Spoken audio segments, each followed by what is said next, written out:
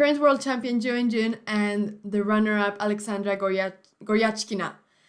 So we're now in round 6, and we have a special guest with us. International master from the United States, Hans Niemann. Hi, Hans. Hello, Anna. How are you doing? I'm good. How are you? Good. You're excited? I'm excited. Big game. Yeah. So Fortunately, we're a bit late, but just because we had some technical difficulties, but with Anna and our combined brain power, we overcame them. We did after an hour, but yes, an hour.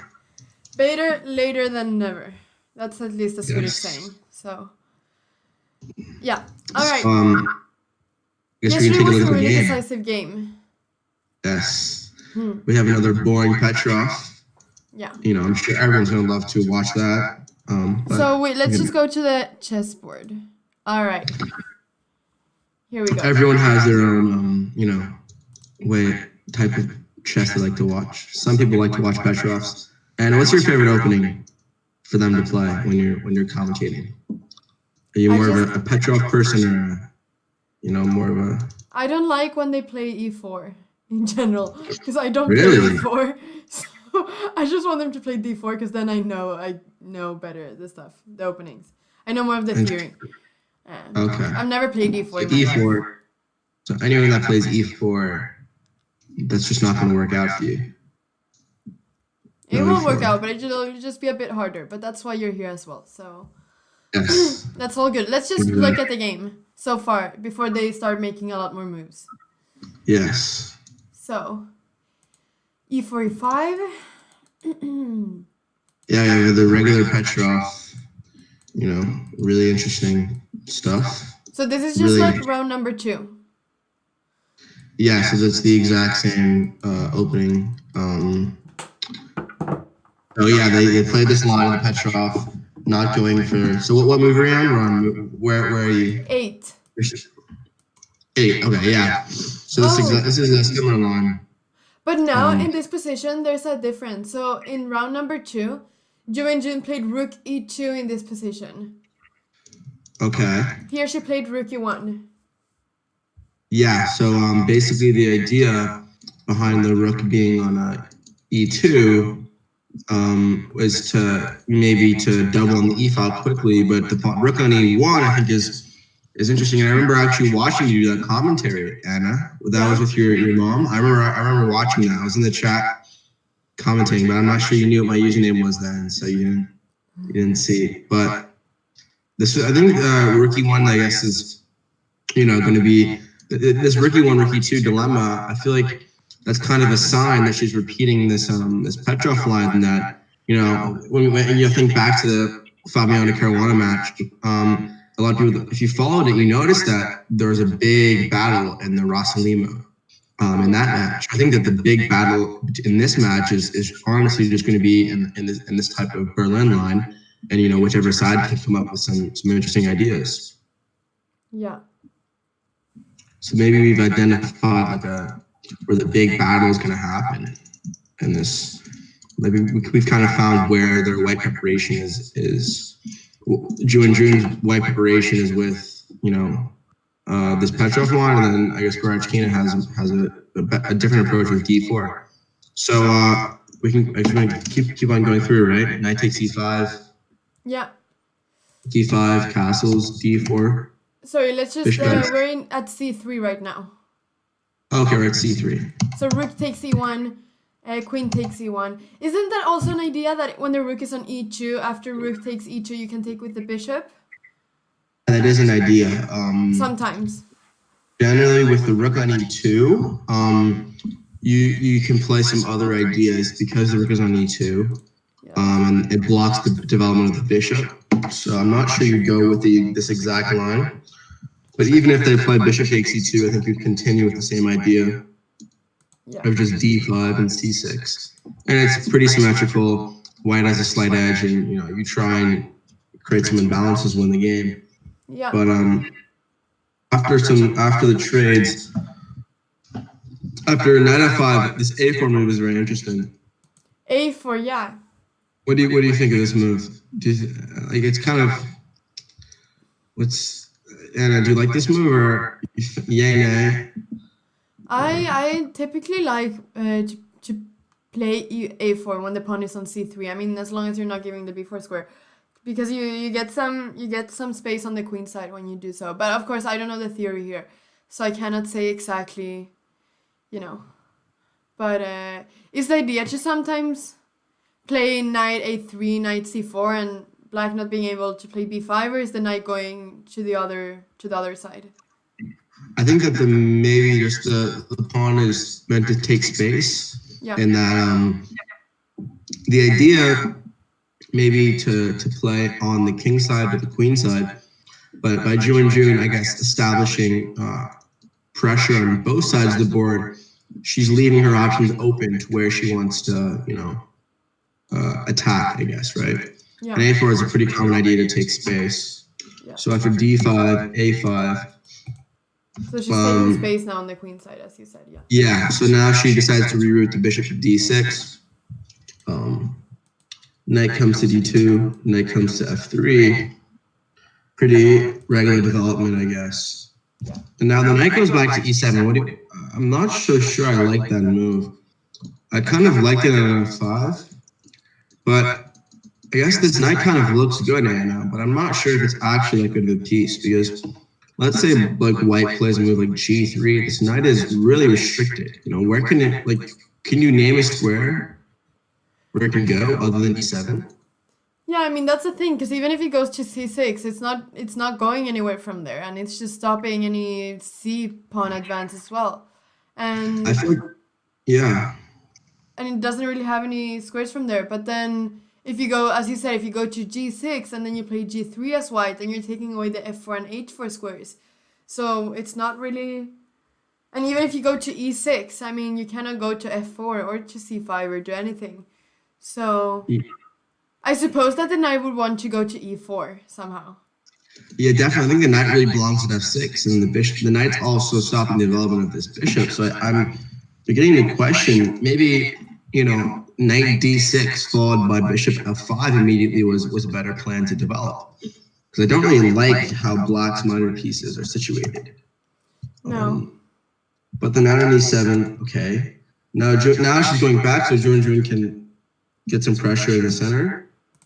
Bishop f5, c4. Wait, C6. 1 second. Yeah, so yeah. What move you on? I'm on. Maybe also read the chat if we got anyone. 16. Make sure we have do we have anyone in chat?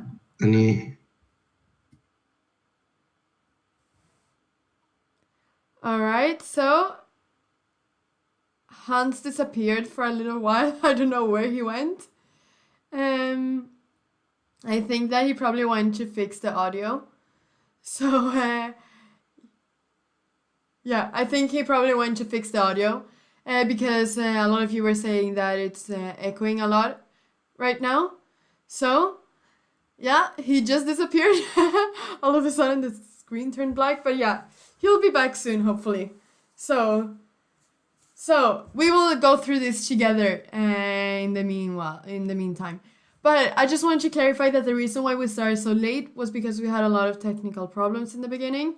And we've been having this a lot throughout this tournament, and I'm very sorry about that. But that's the reason why we started late.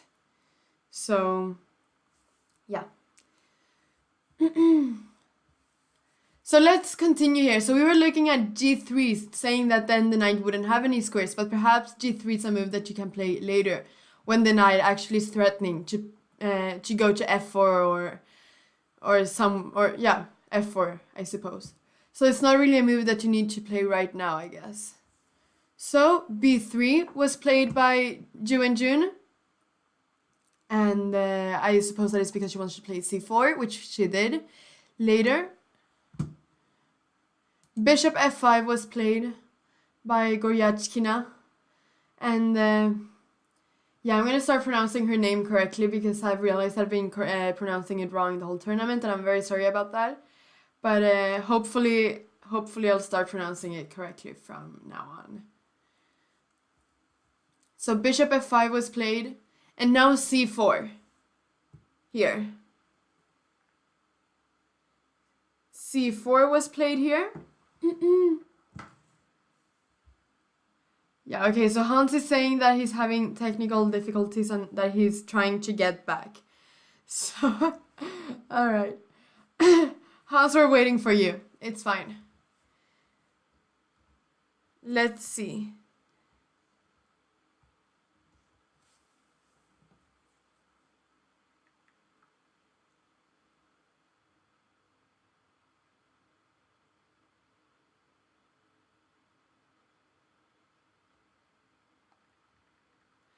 All right, so can you just clarify to me if anyone is able to hear what I'm saying right now?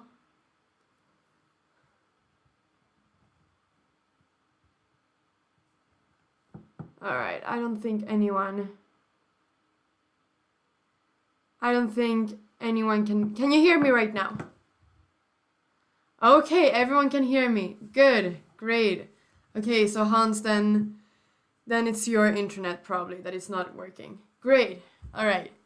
Good. I was really sure that you couldn't hear me, so I was about to just talk randomly. All right, great.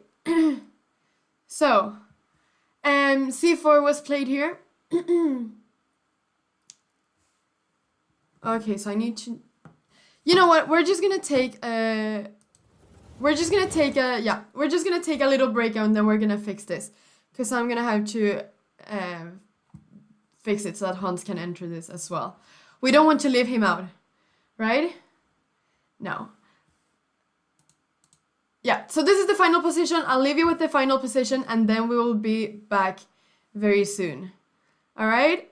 So, see you very soon. We're gonna fix this so that Hans can join.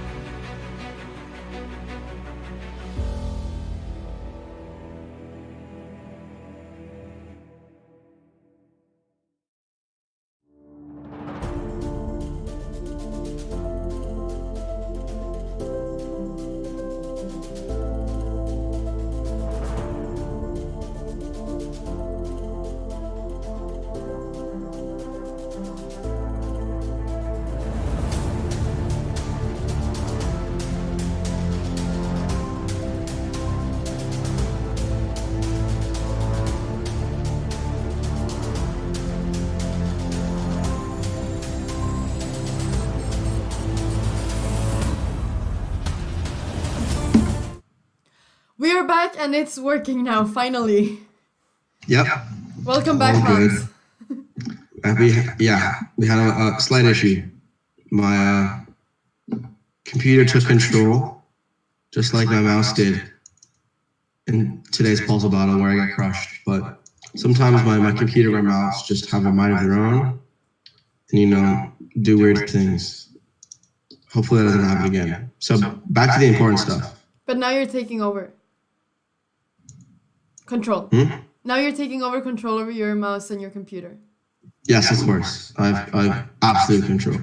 All right, great. So I just went through the last few moves. Did you see that? Okay. Are you up to the current position? Yeah. So there was this c6 move played here after c4. Okay, c6 was played. Ooh, we've got some interesting positional imbalances. Yeah. First thing that comes to mind. What's the first thing that comes to mind? Is c5, bishop c7, and the a6. So c5 here? Yeah, c5, bishop c7, a6, trying to break down the pawn structure. But the question is after like b6 or b5. Yeah. After like en passant, maybe bishop takes b6 or a takes b6. You have to evaluate that position well. Yeah. Do you ever want to take? Yeah. So you need to analyze a position like this. Yeah. Yeah. Oh, there's an echo. Oh. Okay, but someone said that it's a bit better. Is that something to go for? Sorry, yeah? Someone said that it's a bit better. Okay, yes. Is that something that we can just go for, that it's a bit better? Yeah, we'll go for mediocre. That's the standard we strive for. Considering all the time we spent trying to fix this, I think better is an accomplishment. Yeah, it really is. So that's a compliment. Thank you. All Sincerely right. appreciated. Yeah.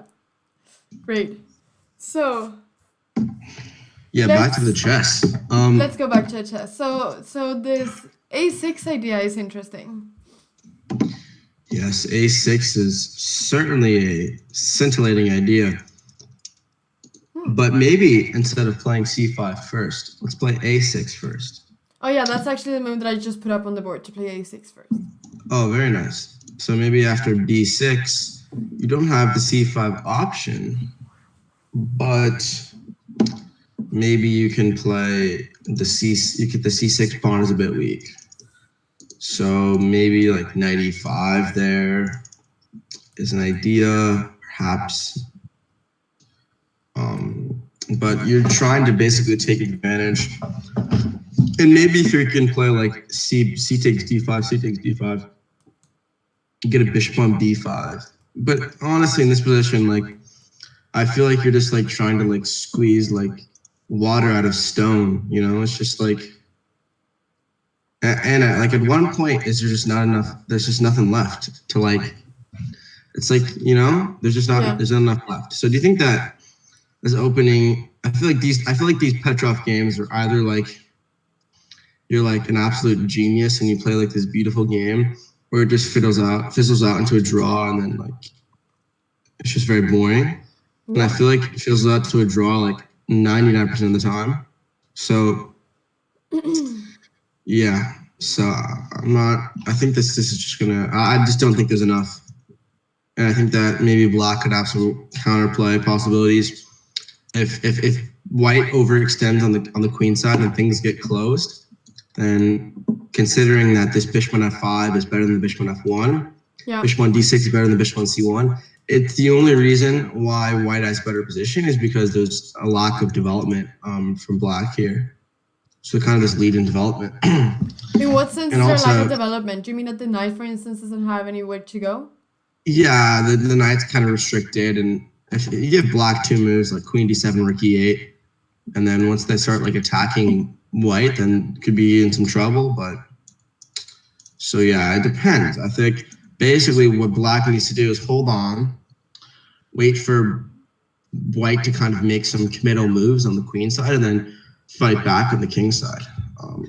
I honestly just prefer black in this position. I don't like these a6 move. I think there needs to be some more concrete move. But that, I'm not sure because like the basic idea for black here is to go like f6, g5, knight g6, like queen d7, rook e8, and like those moves are all very logical. And I don't see like how you're gonna stop that.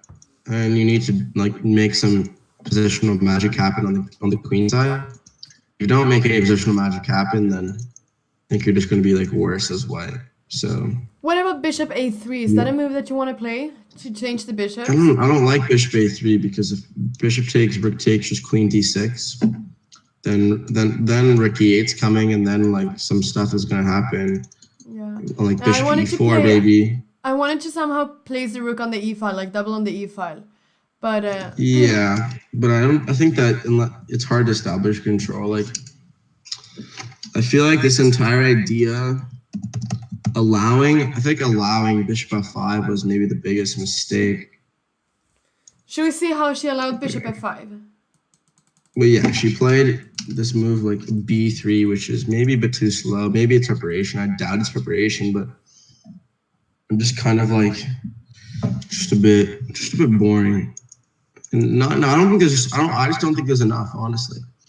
I just don't think there's enough for white to make the argument that there's just like some positional advantage that can be squeezed. Yeah. So how are you feeling about this game so far, Hans? Are you excited? It's going to help me, that this game and combined with for it's 4 a.m. for me, I think it's going to make me falling asleep after this very easy. Well, let's just, together with the chat, make sure that you don't fall asleep. Yes. No, but I'm joking, of course. There's always... No, I know that some people are like, oh, these games are boring. But no, you can find interesting moments. And there's definitely some positional stuff. I think this is going to be a point where... Also, was there a move, Anna? Was there a move? Bishop b2 was played. Bishop where? b2. That's a very odd move.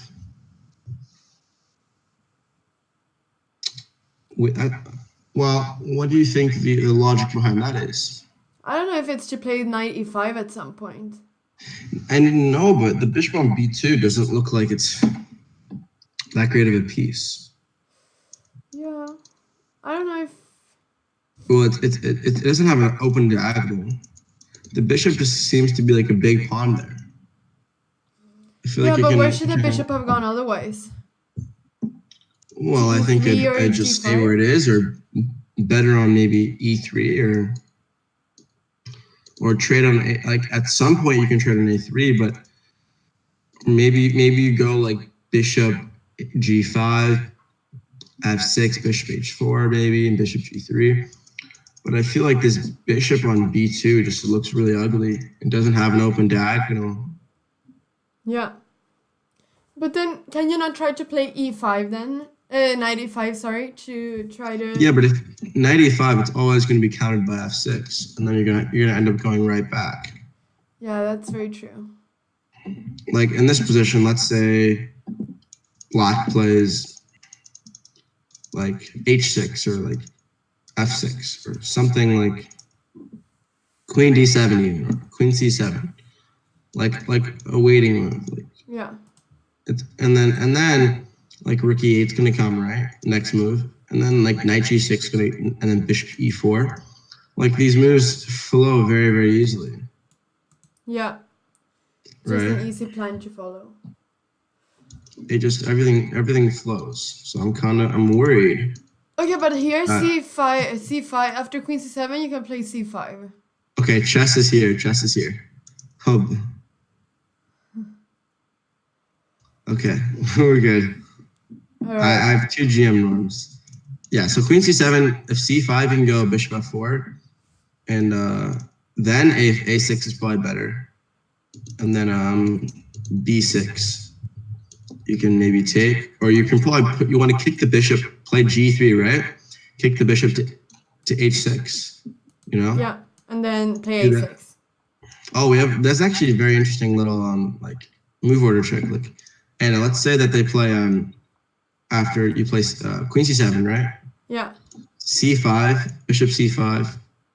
Bishop f F4, For A6, B5. After B5, this is actually a really good move because if you play G3, yeah, Bishop H6, and there's no en passant, right?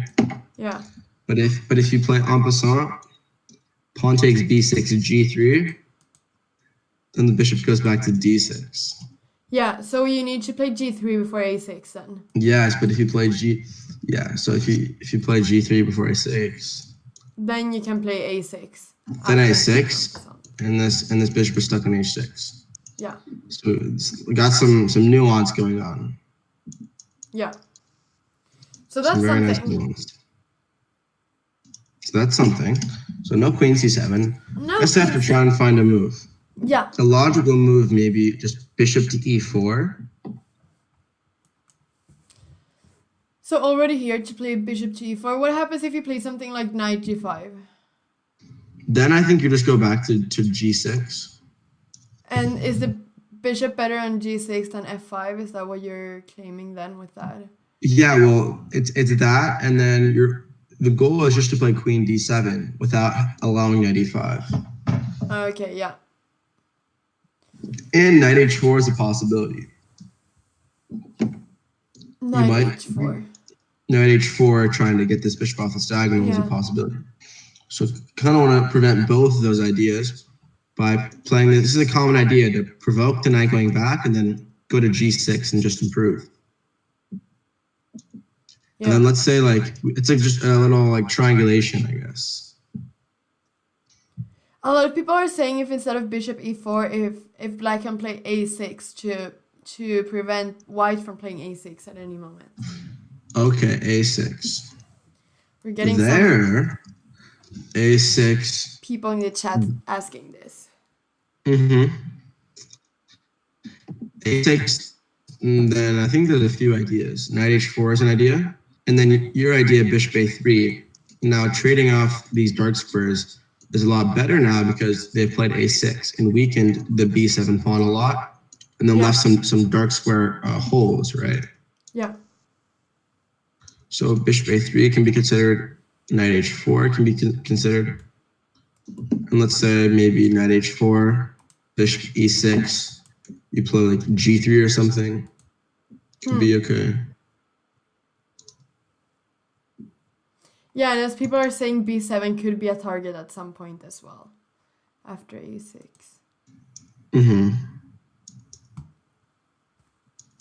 Yeah, so maybe g3 and like the knight comes to g2, could come to e3. Yeah. And then bishop a3 is a possibility, but definitely some maneuvering going on here. Definitely. So a long maneuvering game. Just like you like it, Hans. Where the exact game I wanted a really, really long game. Yeah. Where they fight it out for hours. So, yeah. Yesterday was a very interesting game. It was a very decisive game as well. Yeah. So it was perfect. I think that if they go the distance, if the game goes the distance and they can't make a draw before move 40 or 30. I think it's 40 actually here. So that's definitely gonna, help the chances of decisive results. Yeah. So 40 moves, yeah. Vila has confirmed it in the chat. It's a lot of moves. Yeah. So a lot of things can go wrong in those moves. Definitely a lot of chances for either side to, to mess up at some point and to do some inaccuracy. So do you think that maybe in the World Chess Championships they should do 40 move? They should implement this 40 move rule. What's the rule there? It's probably 30, or maybe there might not be a rule at all. So Vila is saying that they will do it. It's confirmed. Oh, so perfect. So I think that's a good idea. So because I remember in the last round of the World Championships, the 12th game, Magnus had like a much better position and just took a draw, guaranteeing that he would go the rapid because he thought he would just crush him in the rapid. So do you think that? Yeah, and he went 3-0 in the rapid and clinched it, right? So do you think that how much effect do you think blitz and rapid should have impact on the world championship. Well, I mean, of course, it's always psychologically, it's good to feel like you're gonna win in rapid and blitz, because then you're not so stressed out about the games before, in terms of making draws all the time, because you feel like that's fine. That's almost like a win for you to be making draws all the time because you're so confident in rapid and blitz. But for instance, I've always been better at classical chess than at blitz and rapid. So I always feel like when I'm playing that, if I get into a blitz or a rapid, what's it called, tiebreak, then I feel like I'm in a disadvantage. So then it almost feels like I've already lost before I've actually lost. Do you know what I mean? Yeah. Mm-hmm. So I think that it would be very nice to feel like you won before you won. But then, of course, you got to prove it as well. But it's nice when you're confident about it. Yeah, I think that confidence might provoke one player to take some unnecessary risks. But I guess there's another debate of whether, a lot of people are saying that the game needs to be more quote unquote entertaining or interesting or more exciting. Like, do you think that as a chess player, I think that it should just, the game of chess should stay unchanged. There's a lot of arguments that are being made that chess needs to be changed to make it more exciting for people to watch. So where do you fall in that? Where do you fall in that debate? Do you mean that chess should? In what way should it become like more interesting? like the argument for Fisher Random, the argument for blitz and rapid events, like the argument for like all of the stuff, like no draws, like do you think that and those arguments are mainly like the argument is that chess is more quote unquote exciting, but like what do you think of that? I'm curious what a lot of You're curious. the chess players think about that. Yeah. No, I mean I've always been more. I've always thought that I preferred classical and normal chess to all other types of chess, but then I understand that. I also understand that perhaps other types of chess can also be very interesting to watch.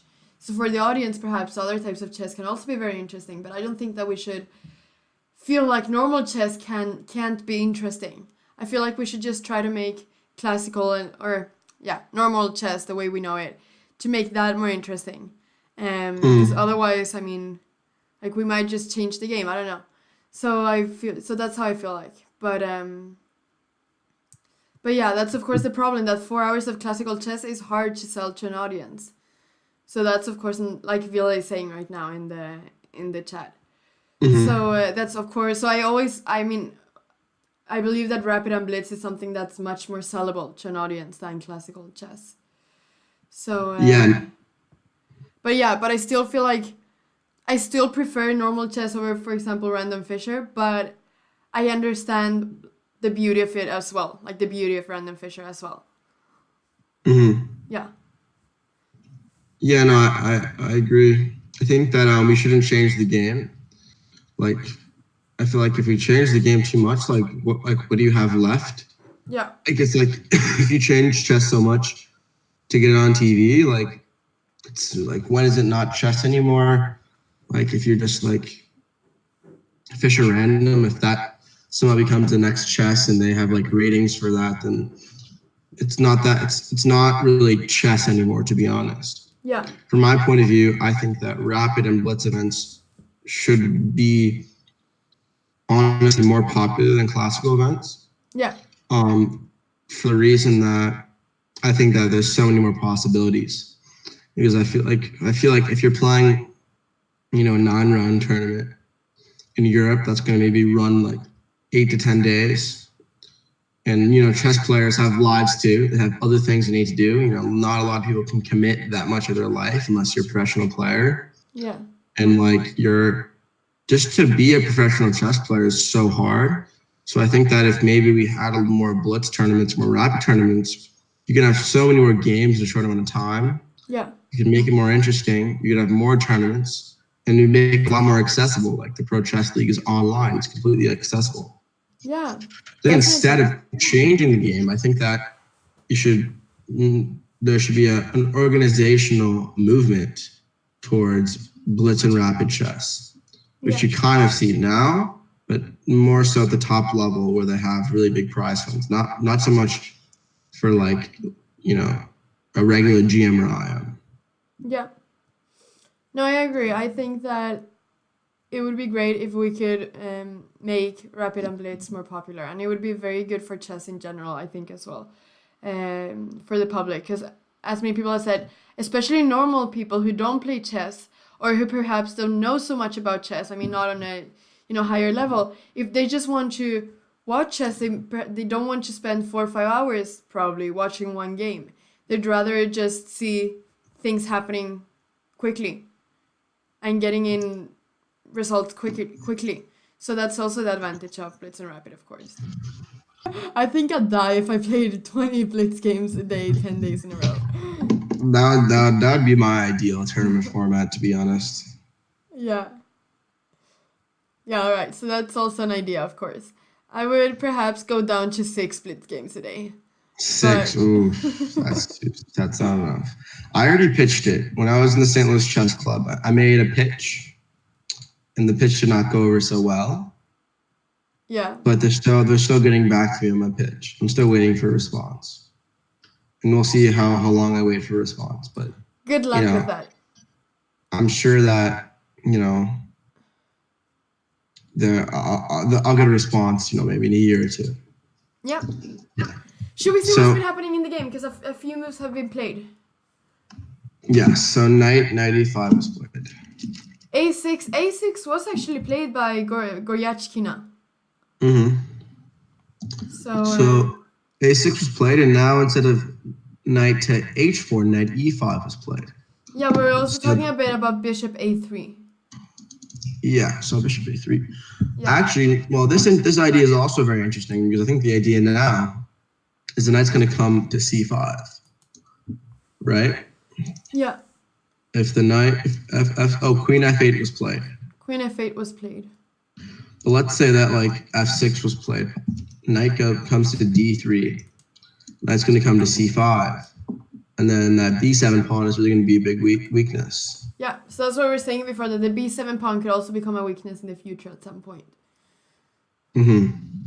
So that A6 move has some long-term consequences that maybe were underestimated, were Goryachkina. So that might be a problem. Yeah, definitely. That's the type of move that it's very important to be sure about wanting to play. Because as you said, this in an endgame could be completely game-changing to have a pawn on A6, for instance. So, and I've noticed in my own games that the biggest mistakes that I usually make are when I make pawn moves. And I don't think enough when I make the pawn moves. And I feel like the biggest mistakes for all chess players can just be making a pawn move and not realizing the long-term consequences of that pawn move. And being able to understand, like, 20 moves down the line, I'm going to have a really big weakness. I'm going to lose the game because of that one move I made that I, didn't think that I thought for like a small amount, right? Yeah. But then the question is if A6 is better than allowing white to play A6. That's perhaps also a question to ask. Mm-hmm. How would the position have been? Yeah. I think that playing A6 yourself is worse than allowing A6.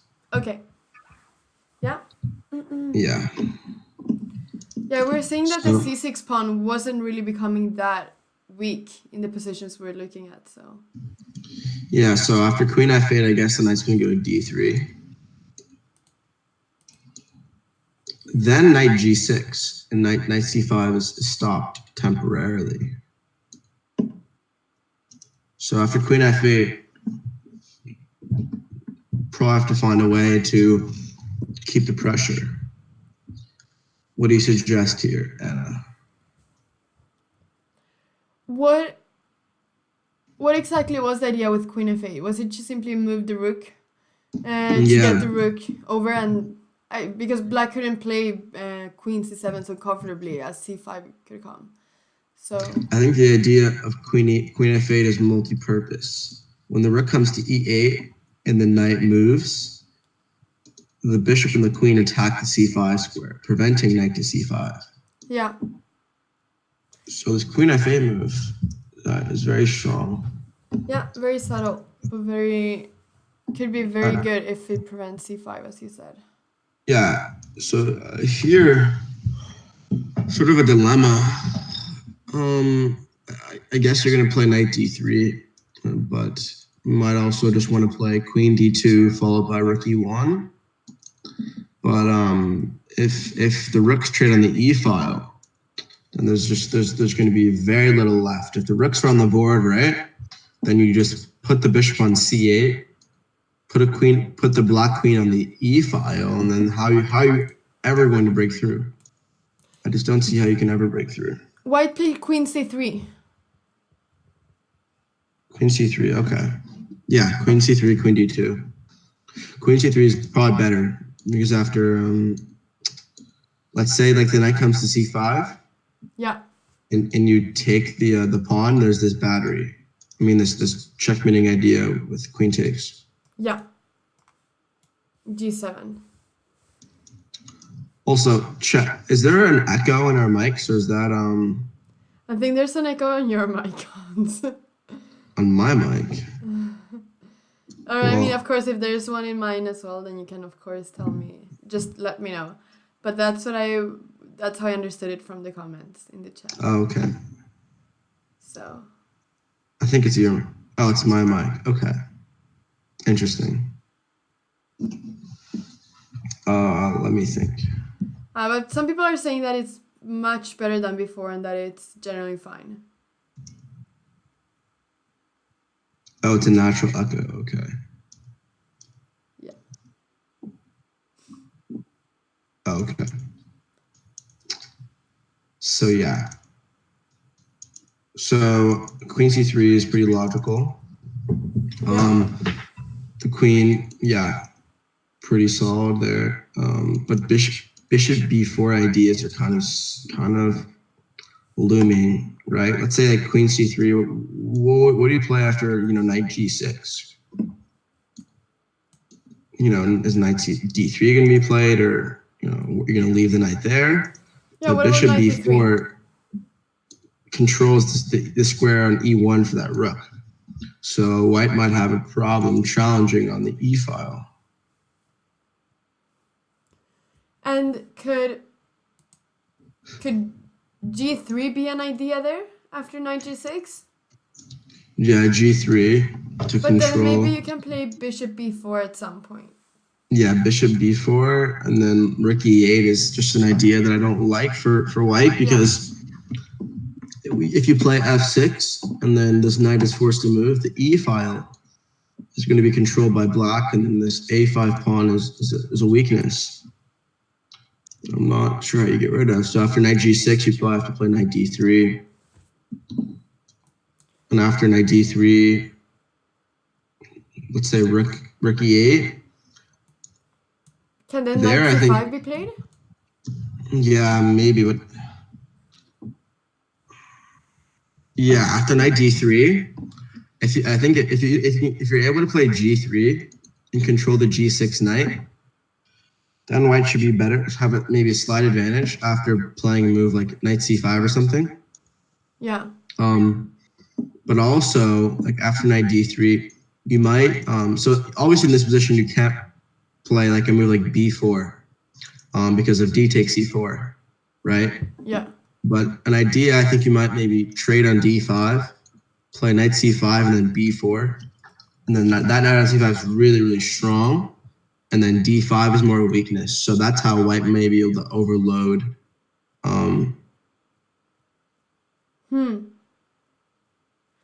But wouldn't that kind of block this b2 bishop and c3 queen, or is that not really a problem? I mean, I think it blocks it, but once the rook, the bishop on c1 can easily reroute. And let's say, like for example, in this position, rook e8 is played, right? Yeah. Play, cd5, CD5, knight C5. Yeah. And like, let's play a bad move, rook B8, and then B4. In this position, black is kind of stuck. Your next moves are going to be like rook E1, like G3, bishop G2, maybe bishop C1, maneuvering. Like these types of ideas are going to be pretty strong. No, yeah, definitely. This this looks much better for white than before. So yeah, no, I think the knight might actually have to stay on the E7 in anticipation of the C takes D5 idea. So that might actually tie down that knight. But if that knight is tied down, since that knight is tied down, yep. That will stop the E file from being controlled, right? Yep. So I think that's really the big thing that's really important. So I feel like, we need to stop doubting these players, like I feel like Ju Wenjun, it's like it's kind of like a really interesting positional battle. And I think that instead of like doubting Ju Wenjun, you should just assume that she's just got some idea planned. And just I feel like doubting Ju Wenjun is, even though that last game did not go her way, I feel like it was just one mistake and she fought back very well. But doubting Ju Wenjun is definitely something that we should not do. But this is like the perfect approach in this match, Anna. And I know that I remember you played that match in Gibraltar, right? I did. And I remember you drawing a lot of games that match, right? Yeah. You drew a lot of games. So was that just drawing, or was there a specific approach that you used since it was a match format? Yeah, I mean, that was the thing. I just simply didn't want to lose a game, and I knew that as long as I wasn't losing the match. And then, yeah, I mean, I was just pressing a little bit, but then in round number, there were 6 games, and then round number 4, I won a game. I played 3 draws, and then I won round number 4. And then I just wanted to draw the last 2 games. And I think it was not such a great approach to have that, because I know that the last game I was completely winning, and I was in time trouble, and I just took a draw because I knew that I was winning the match then. But yeah, I remember that it was a completely different thing. I just simply didn't want to lose a game. I didn't care if I drew or if I won. I just didn't want to lose a game because I knew the consequences of losing a game in a match. So I did play differently than what I would have played in a tournament. And do you like that approach, or what do you think of that? If you could take it back, maybe, what would you maybe there's certain moves you would have played in different situations, or do you think that maybe the mindset, kind of the psychological mindset that you were in just affected you, maybe without even you realizing the effects that it had? Yeah. No, I mean, I think that I would take back the mindset that I had. I would not be so afraid of losing. I mean, of course, it's a match, so it's normal, but I would just not play in that way that I was playing. I was just really securing draws all the time. And a lot of people are asking which tournament it was, and it was tournament in Gibraltar Juniors. So it was parallel to the actual tournament. We were just playing a match. There, I think we will see if they do it in future years as well. But it was against an English junior named Alfie Anslow.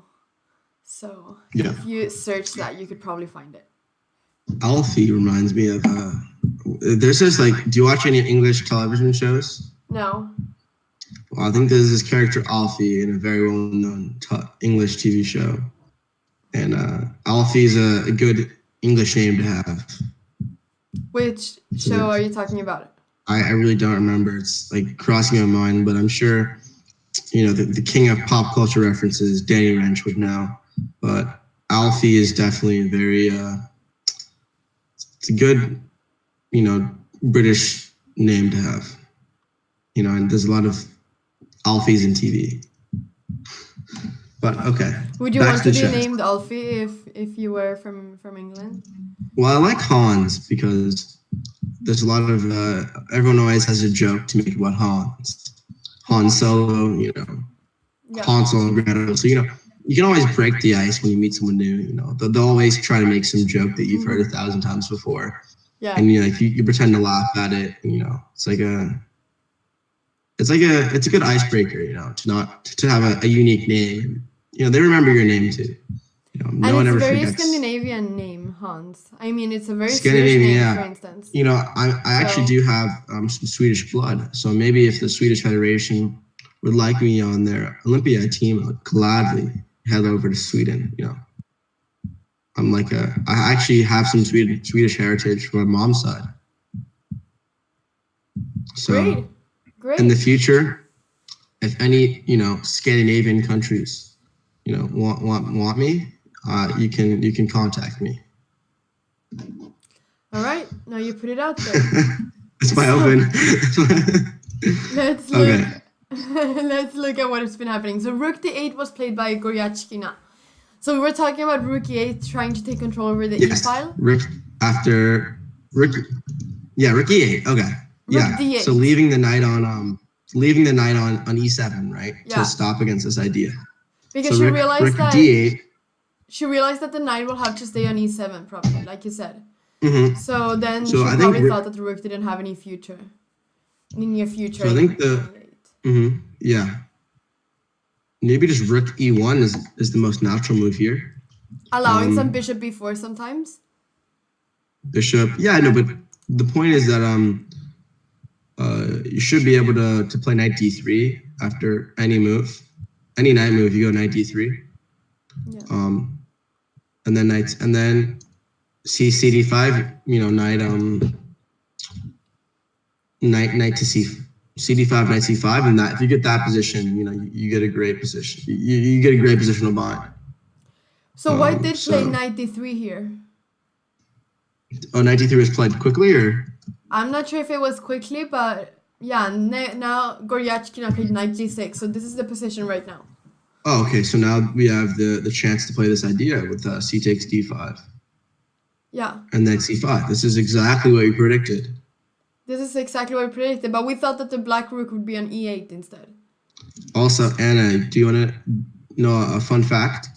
I'm the second highest rated Hans in the world. Number one is Hans Tikkanen. Feel free to correct that pronunciation. But I'm the number 2 Hans in the world, and he's from Sweden. So imagine Olympiad team, Sweden, Hans. Yeah. That would be, it's quite a normal Swedish name, Hans. So really, yeah. So you would fit in if you came here. Of course, I would know that. No, trust. I researched who's the high. I want to know if I was the highest rated Hans. Yeah. Anna, are you ever curious what number Anna you are in the world? I mean, there's so many Annas. Anna's one of the most common names of the whole world. So yeah. I know one Anna Muzichuk. Yeah, Anna Zatonsky.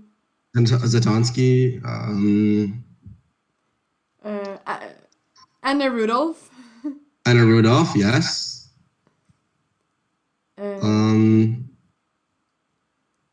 We can go. We can do this all day. Yeah. Just try and name Annas. Okay. Anna Ushina. Yeah. Yeah. Also, the chat is helping us out, so I'm not number 2 Anna like you are, Hans.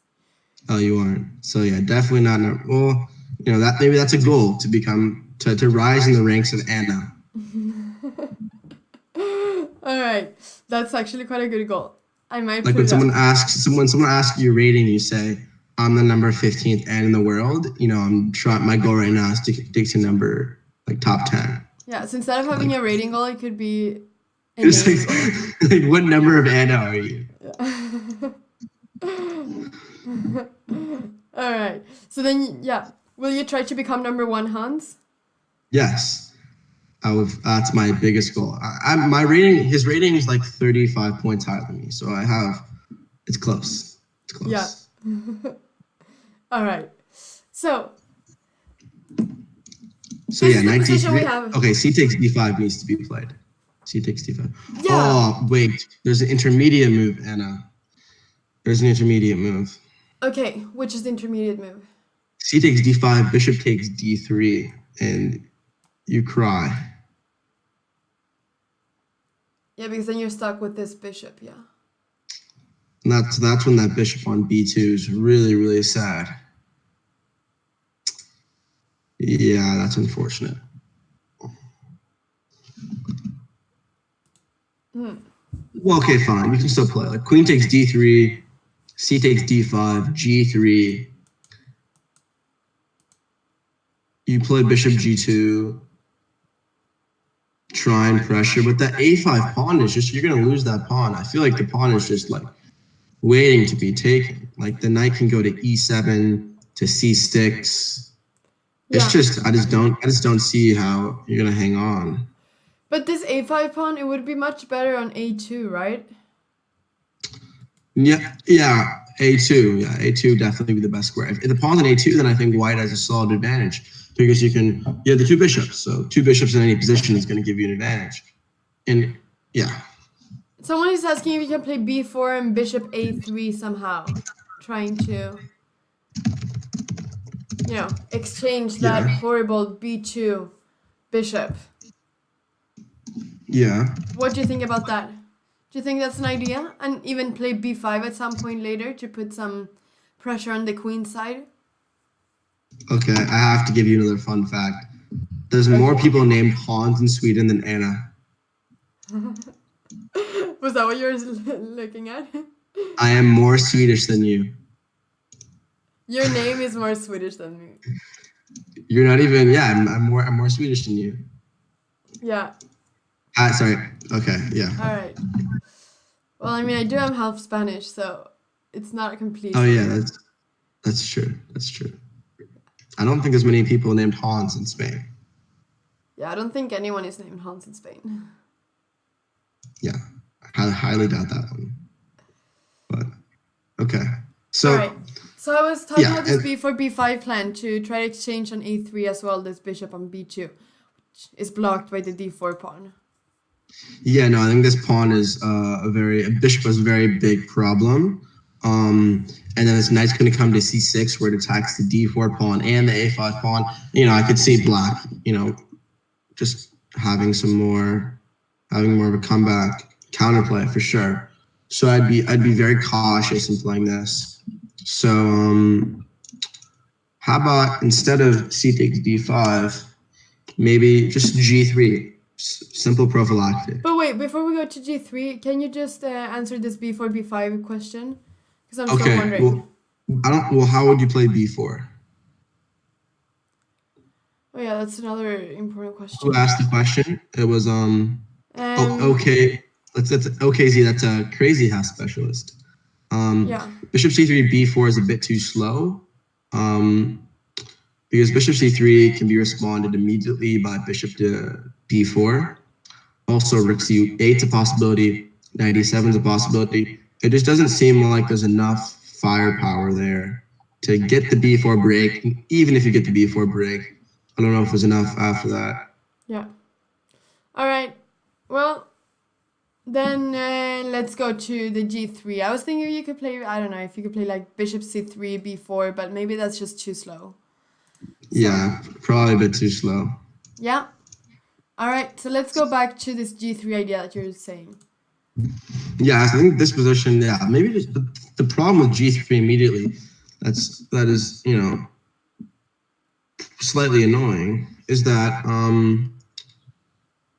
let's say, just g3, then bishop e4 is a possibility.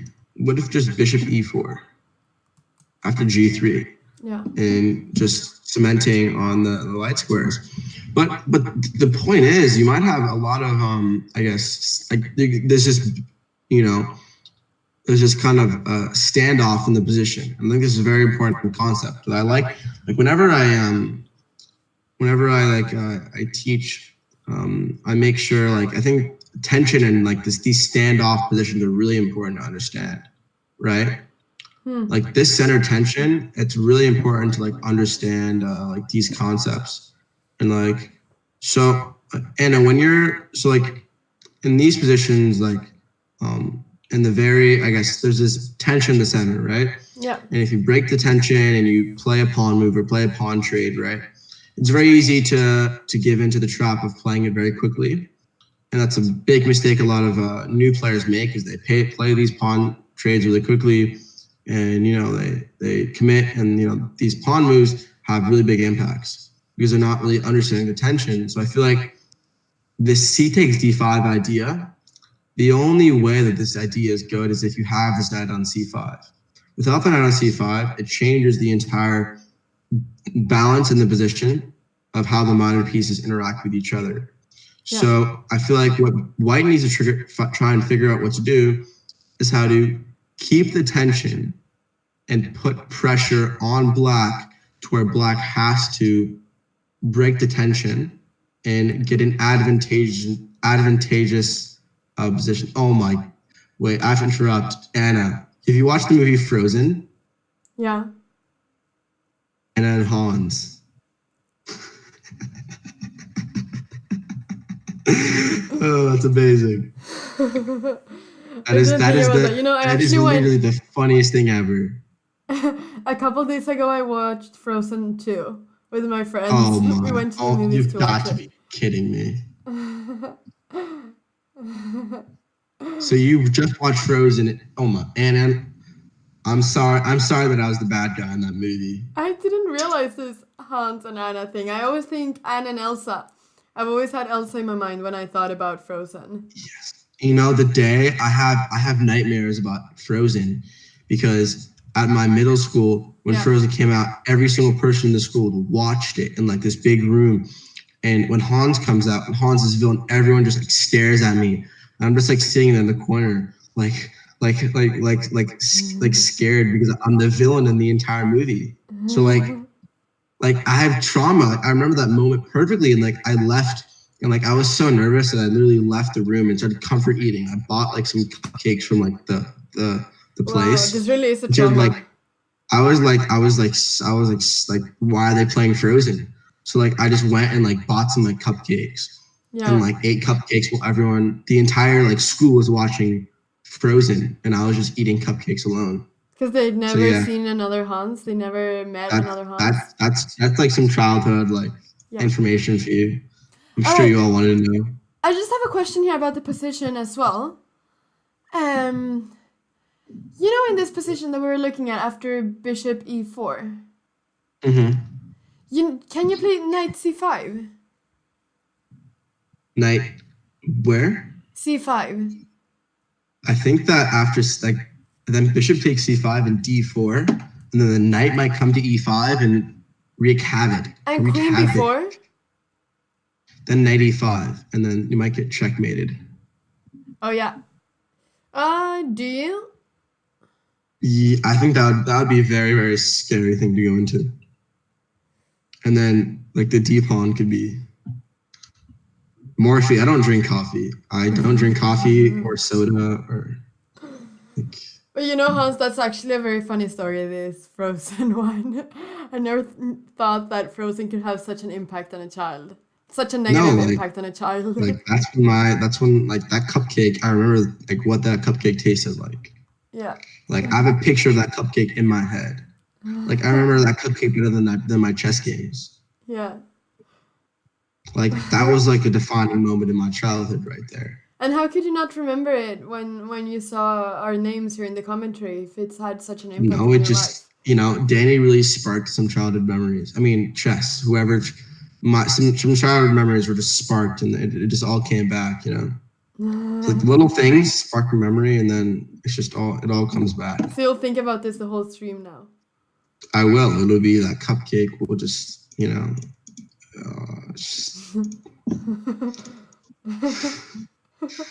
Okay.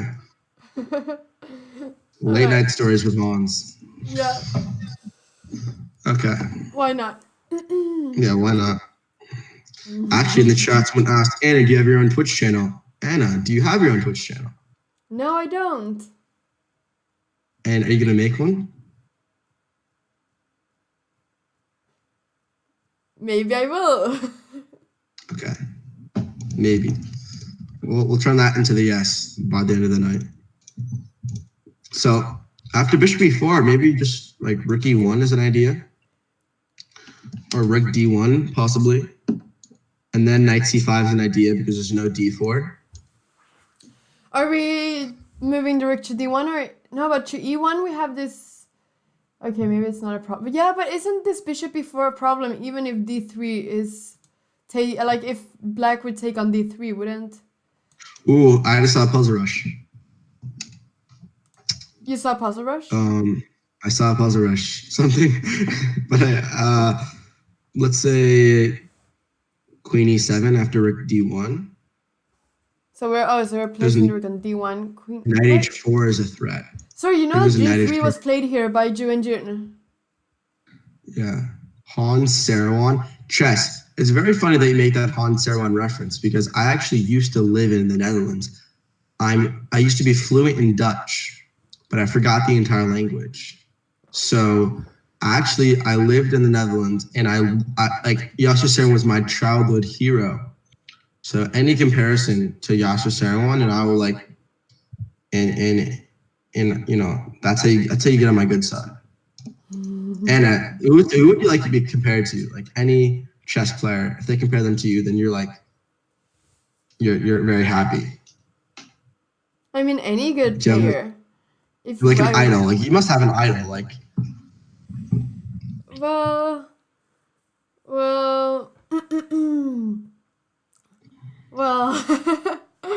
Okay, after this, I'll tell the story of how I forgot a language. Oh, yeah. Well, my idol in chess. That's actually a really funny question because I get this question a lot of times. Oh, here we go. Perfect. What? No, we got a good story. Oh, we got a good story? Oh, yeah, okay. It was my story. I thought you were going to start with your story. So, oh, no, you got it. No, I got it. Okay, so my turn to tell a story. Well, I've never had a perfect idol. I mean, of course, my mother is, of course, an idol, of course, because she is in the family. And she's a really, of course, she's a really strong player. And I'm, really proud of her. But I've never had, like, a favorite chess player that when someone says, oh, who's your favorite chess player? Who do you look up to? I've never really had one person that I feel like I always look up to in terms of chess. So interesting. So it's so maybe other than your mom, like give us a name. I want to just a name. Yeah, but that's the thing that I mean, this is probably the worst question I could get in chess. You can't even say like a name or anything, like one name. Like even if you want to be like fall everyone else, you can say Magnus Carlsen, but that's like a pretty basic answer. Yeah, but I don't want to say that because that's way too basic to say that here. Way too basic. You know, you got to be more. I thought your story's gonna be good, but I'll go with my story now. Okay. So, but I'll end it with Magnus Carlsen because that. Okay, so we're gonna tell the story of how I forgot a language. So this is a very funny story. So Hans Niemann, I moved from Laguna Beach, California to Netherlands for my parents' like work. And when I was there, I learned chess. My parents thought it was a really great idea to put me in a Dutch school with learning no Dutch, just an English kid with some American kid with a bunch of Dutch kids, not being able to communicate with any of them. So yeah, that was really interesting, really great social experience. But by my survival instincts came out, and I learned the language like fluently in 3 months. But then I learned chess in Netherlands. Went to Dutch school the whole time. But then when I left, I hated Netherlands so much, like I absolutely despised it. So I just basically, and my parents never spoke it. And my siblings, I have 3 siblings, they all spoke it. My youngest brother didn't speak it, but my 2 other siblings spoke it fluently. They went to Dutch school. And basically, I would only speak with them, but we all hated the Netherlands. So we like vowed to not speak the language. So basically, I left and I never spoke it again, and I forgot it all. So what do you say to people from the Netherlands if they're watching this stream right now? Now that you're kind of I'm negatively gonna come talking about back their summer country. and I'm gonna learn it again. I've spoke to multiple psychologist experts, and apparently the synapses are still there. So like I still know the language. It's just not like there. Oh, GM Hess in the chat from Netherlands, going to be doing Tata Steel commentary. So yeah, basically that's going to be so I'm going to go back for a summer and learn the language, or learn it again, relearn the language, and become, have my inner Dutchman unleashed. Great. That sounds great. So will you be fluent in Dutch before you're 18? Sorry? Will you be fluent in Dutch before you're 18? Yes, I think so. All right, great. So in maybe 2 years, like you'll have to this do coming it in your summer. Oh, we can make another bet. How about this? I want a Swedish cupcake if I'm fluent for 18. Okay, so do you think you'll remember this in 2 years? Of course. Someone will clip it, and clips last forever. All right, so if you're fluent in Dutch, then you'll get a cupcake. But we don't really have really good cupcakes here in Sweden. Oh, well, okay. But you can get one anyway. I just think that it would be nicer for you to just go to a supermarket in New York and get it there. No, but like I need something to motivate me. I'm a very competitive person. Yeah, well then you can get one cupcake and one cinnamon roll from Sweden. That's Perfect. 2 things. Perfect. But I think maybe this coming summer I might go to Europe and just like hang out in Netherlands and learn it. I have a lot of Dutch friends too. So speaking of Dutch people, shout out to Jordan van Voorhees for winning his game against Yu Mi today. Very, very nice game. Shout out to him. But okay, so back to the chess. We predicted it correctly. Yeah. G3, bishop e4, but she played bishop g2 here. So I guess she decided that she wants to trade these pieces off. Yep. So that's going to be, she wants to trade off the bishops, and the trade of those bishops makes the light squares even not as weak. And then maybe I feel like there's this kind of imbalance, right? I feel like the big imbalance of the position is the knight on d3 compared to the knight on g6, right? Yeah. And then maybe that imbalance will result in a good advantage, and a big enough advantage for white to actually, achieve something significant, right? Yeah. But then we also have this bishop on b2 versus the bishop on d6. We can agree that the bishop on b2 is better, but the bishop on b2 is worse. But I guess there's some more potential with this bishop on b2. There's some potential because if black ever breaks attention and plays d takes c4, then this bishop can become very dangerous. Yeah. So I think that it has potential, and now the bishop has potential, and it's I think it's gonna, the bishop's gonna might be the secret weapon or the dark horse here. So okay, they traded. They traded on g2, exactly. Yeah. So now white doesn't have the bishop pair anymore. Or okay, black doesn't either, of course. It was in the other variation that white had the bishop pair. So that's not so both have lost their bishop pair, but so Ranked in chat asks, what about f5? Instead of bishop takes g2. Let's look at it. If f5 here. GM Hess says, feels like Ju has gotten absolutely nothing with e4, whereas with d4 she won a game. Her next white game, she's not moving that king's pawn. Okay. You don't think she has? Do you think? I feel like she's got something this game. I think this game she's got something. I think this is better than the last game. Round number 2 was very equal the whole game. The last e4 game she had no chance of having an advantage. This game I think there's more balance. Which is nice to follow. So like if f5, then you can play f3, and then this you get the bishop pair. f5 is pretty weakening. So Robert, if you're still in chat, do you think that she can press here, or do you think it's still pretty dry? So knight e7 was played here by Goryachkina. Knight where? Knight e7. So from g6 to e7, she went back. Okay. Now I think you can just go rook e1 now. Oh, but that's also because right now it was a threat to take on d5, right? Now that bishop takes d3 was not possible.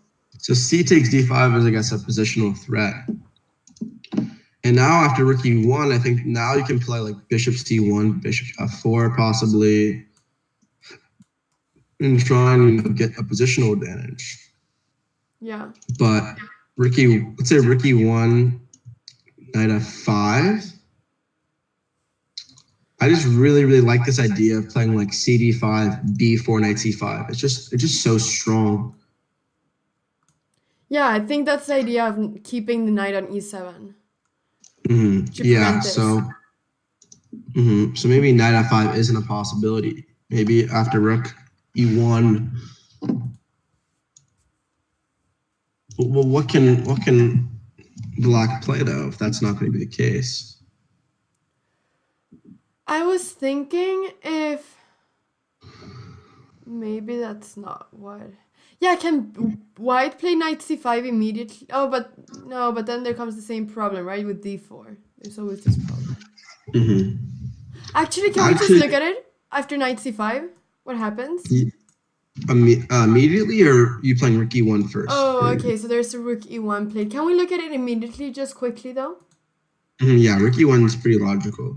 But if knight c5, bishop takes, pawn takes, d4.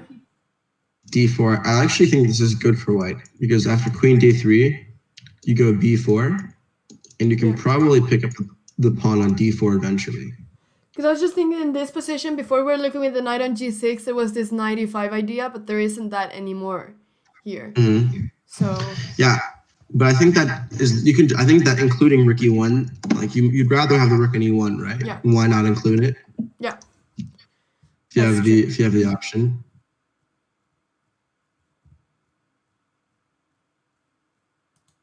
Yeah, so now it's back on, the decision is back on Goryachkina.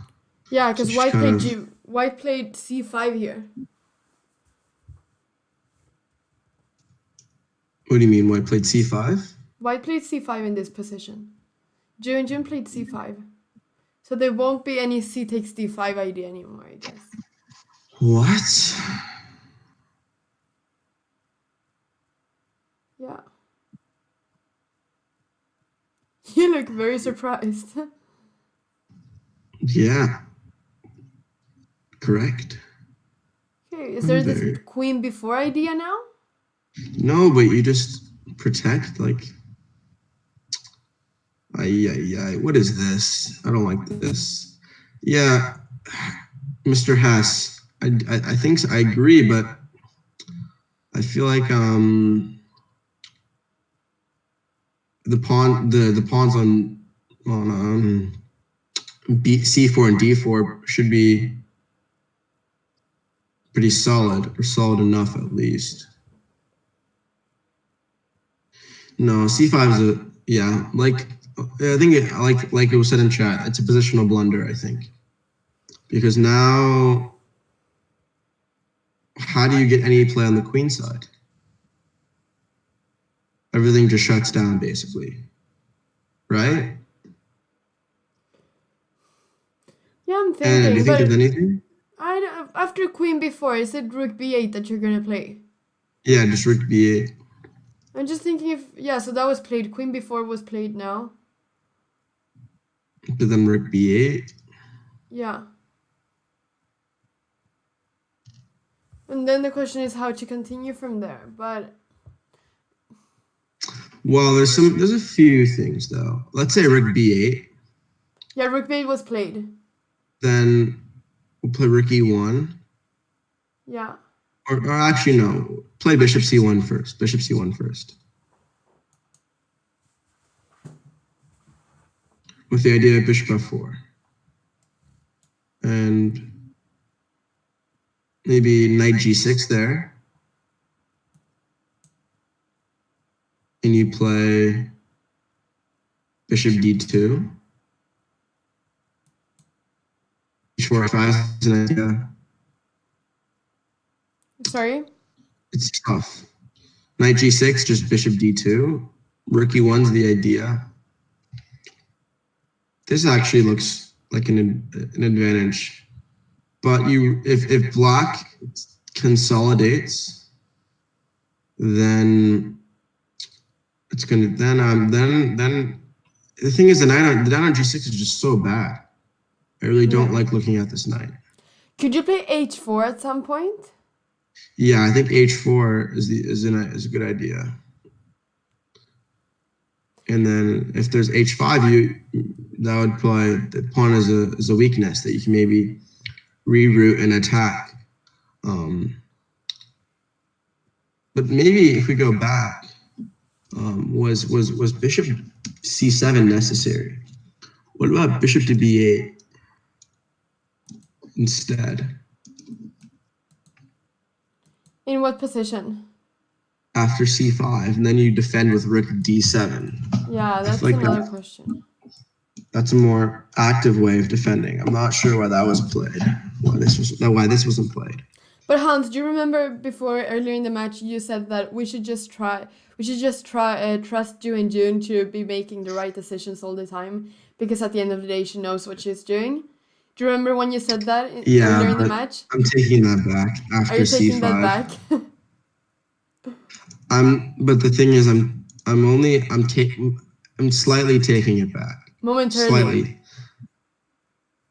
The way I'm taking it back is that I think that if Goryachkina played bishop b8, I don't see where the play is.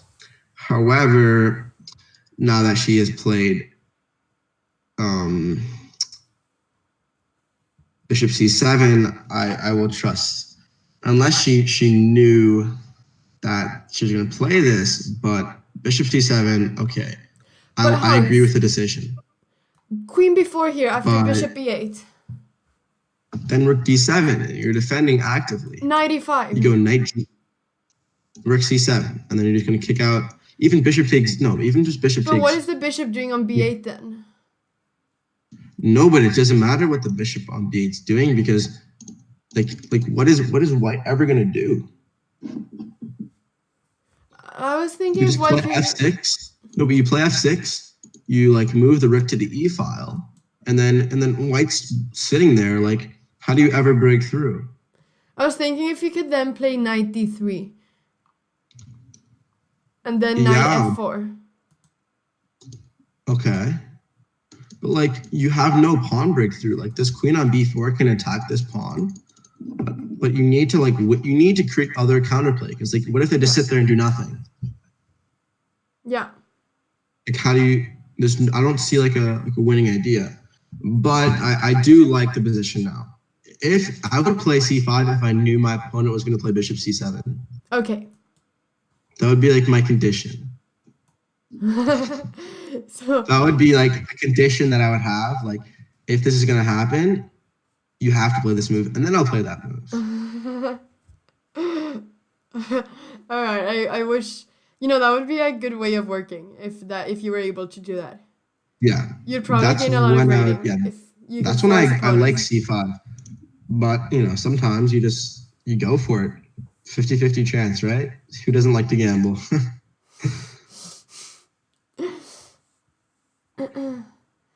All right. Oh, and also in chat, they brought up an interesting idea. Knight c8. Oh. Knight c8. Oh. It might be a bit too slow, though. Knight c8, knight a7, knight d5. Yeah. But then that knight on b5 is kind of stuck. But what if knight e5 there, then? This is interesting. Knight e5 after knight c8.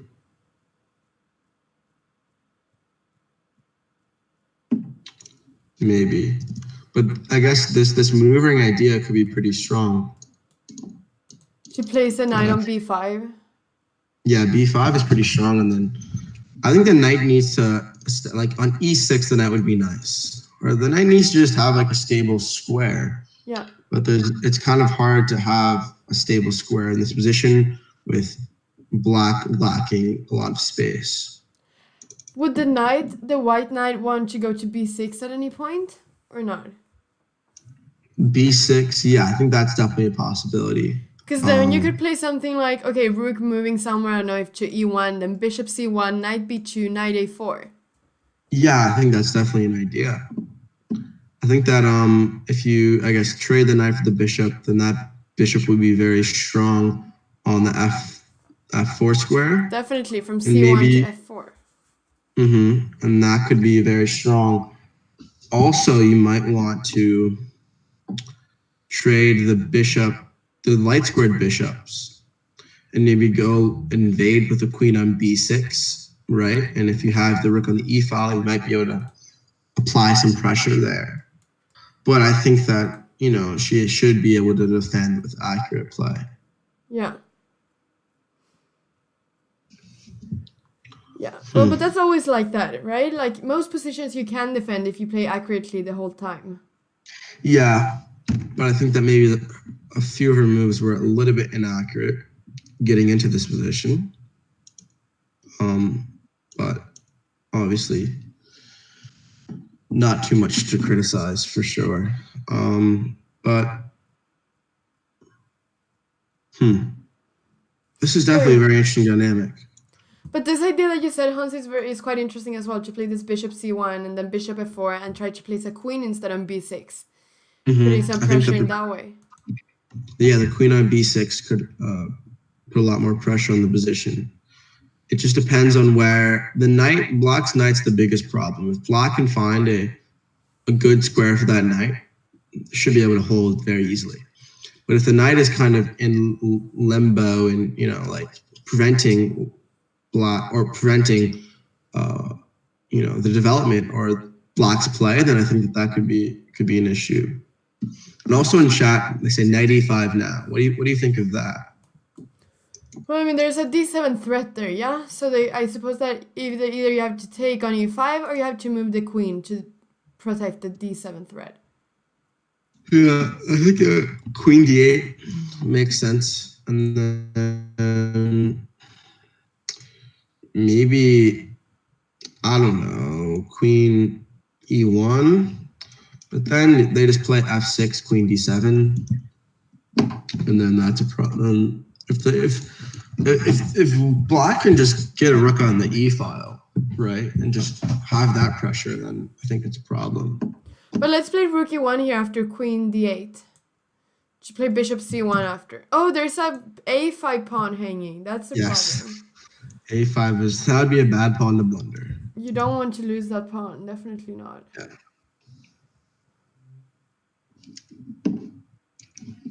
So I think that maybe the knight belongs on d3 and that bishop c1 is a better approach. Yeah. So the bishop c1 right away, queen d8, bishop f4, trade, knight takes f4, like knight f5 maybe. Rook e1. Queen d7, knight d3. I guess you could argue that there's some pressure here, but still doesn't feel like it's enough. Even a move like rook e8, giving away the pawn. There's an e4 check. That's very annoying. If takes. Queen e4 check it. Wait, well no. Actually, no, you can just there's a back rank, right? Just king g1, but even maybe h6. This is a nice line to maybe show that we're calculating. Let's do that. So take so rook takes e8, queen takes queen takes b7, queen e4 check. king g1, h6. h6, knight e5, and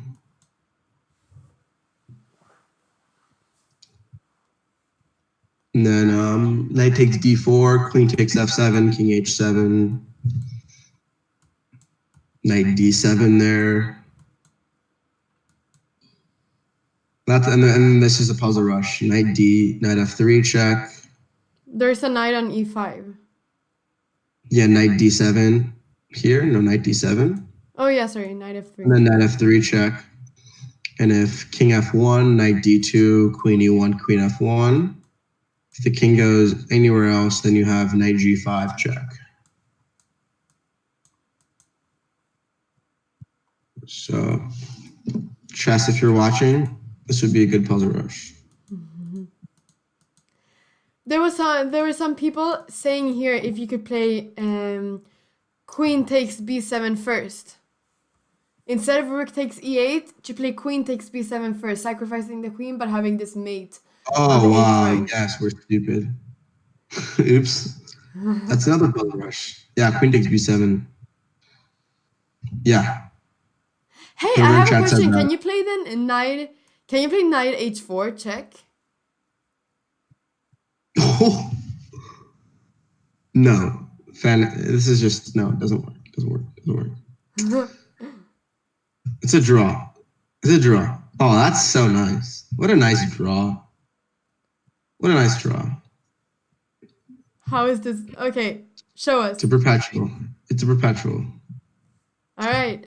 Okay, so let's just show. The idea is that there is this check, of course, here, and then after king f1, there's check here. This would be one of the puzzles you get at like 55 that you just can't solve. That you just get wrong like every time. Yeah, but so knight h4 here, and then so where do you go with the king? To f1. But then you can take the rook with check, and then take the queen. Oh yeah, there is yeah. All right, so where do you go with the king? You take the knight. You can't go anywhere. Oh, so check. So it's a draw. Anywhere if the king goes to the first rank, then you just take the rook with check. So yeah, queen g4 check is just going to be a draw. So can we just show some line, like for instance, king f1? Mm-hmm. Then after king f1, you actually have queen h3 check. And after king g1?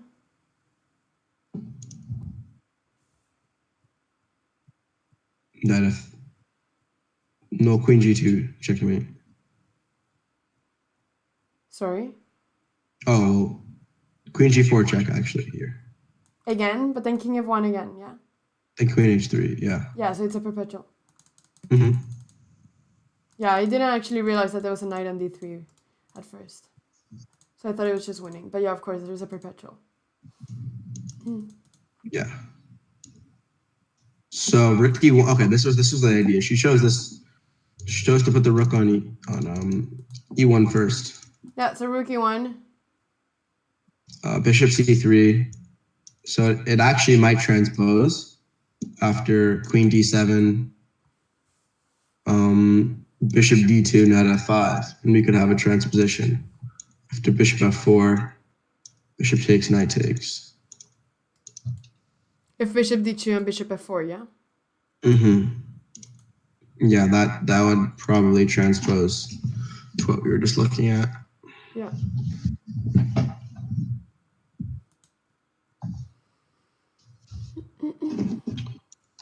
Yeah, so then I guess rook e8 should be holding. Rook e8 draw. But there's no need. You can just go king f8 and then fall by rook e8. Or even g6, maybe g6, h5. Are you looking now at the position? Because I have the actual position of the game up right now. Yeah. No, I'm just this could transpose to the line we were just looking at. Yeah. Okay. Right. Mm-hmm. Oh, so after take, like we were looking at before, after bishop takes f4 and knight takes f4. Yeah. Yeah.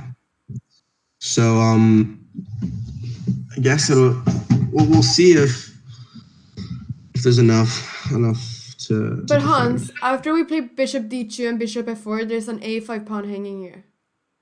Yeah, you would time it to where you only play it when the queen moves. So you could even play maybe a queen c3, b4, and then like a bishop f4 idea.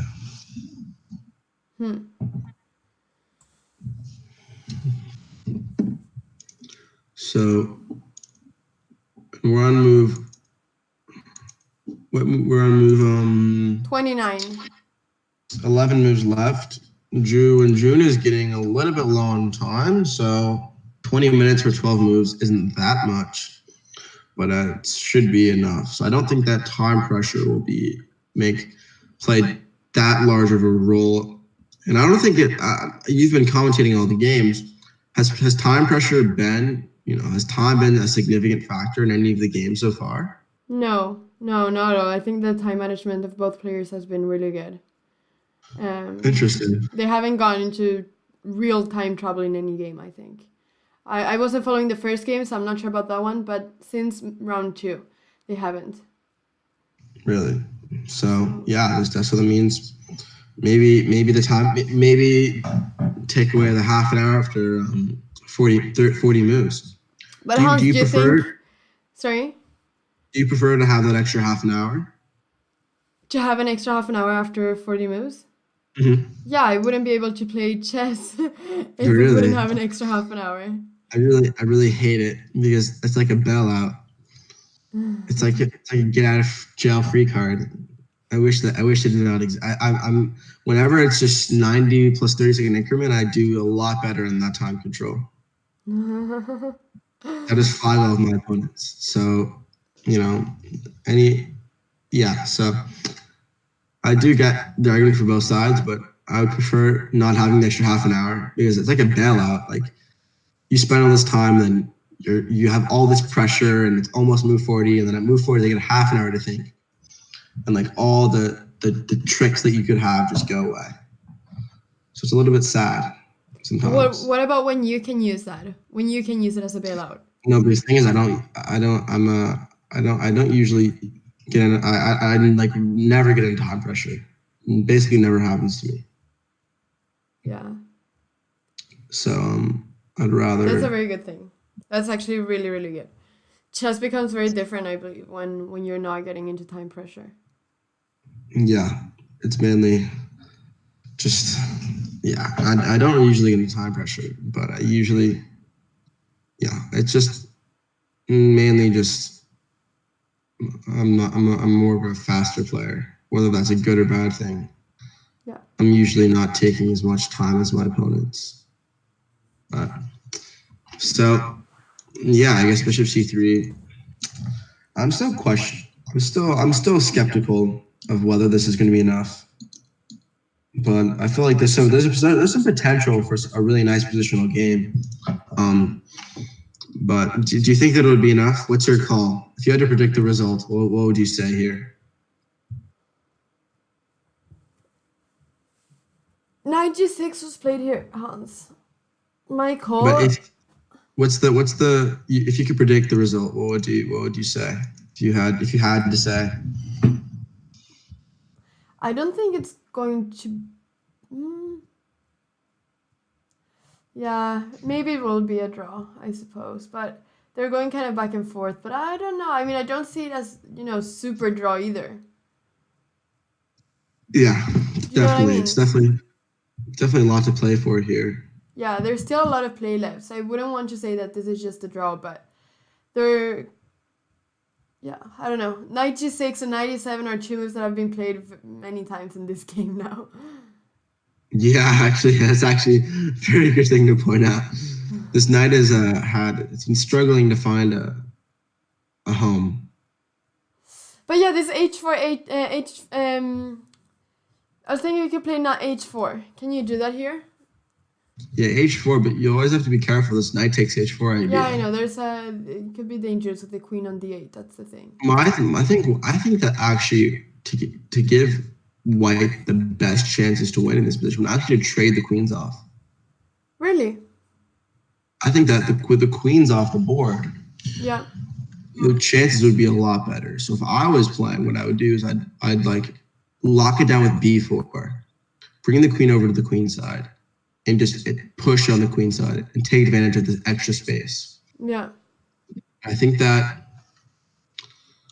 maybe just, let's say you play like f4. Let's say the queens are traded off, right? You go f4, h4, h5, g4. You've got pressure. I could see a long squeeze happening where black kind of is like gasping for air and doesn't have enough squares to move the pieces to, right? But actually, you point out a good idea here. Well, apart from changing quiz, what would an idea such as f4 be? If you would play something I think like f4 here might be a bit premature. Yeah. I think that the queen should be on the king side first when you play. Yeah. The queen f6 is a bit annoying here. I ideally like to play a move like queen a4 followed by like b4, queen c2, possibly.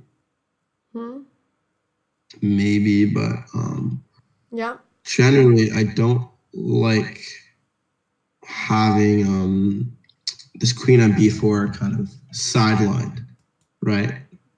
I'd like it to be a bit more active in contributing to the position. So what about something like queen, either a4 or queen a3 or something? So I think queen a4 is probably slightly better. Okay. Because you're going to go b4, queen c2. That's probably a better square. So let's say queen a4.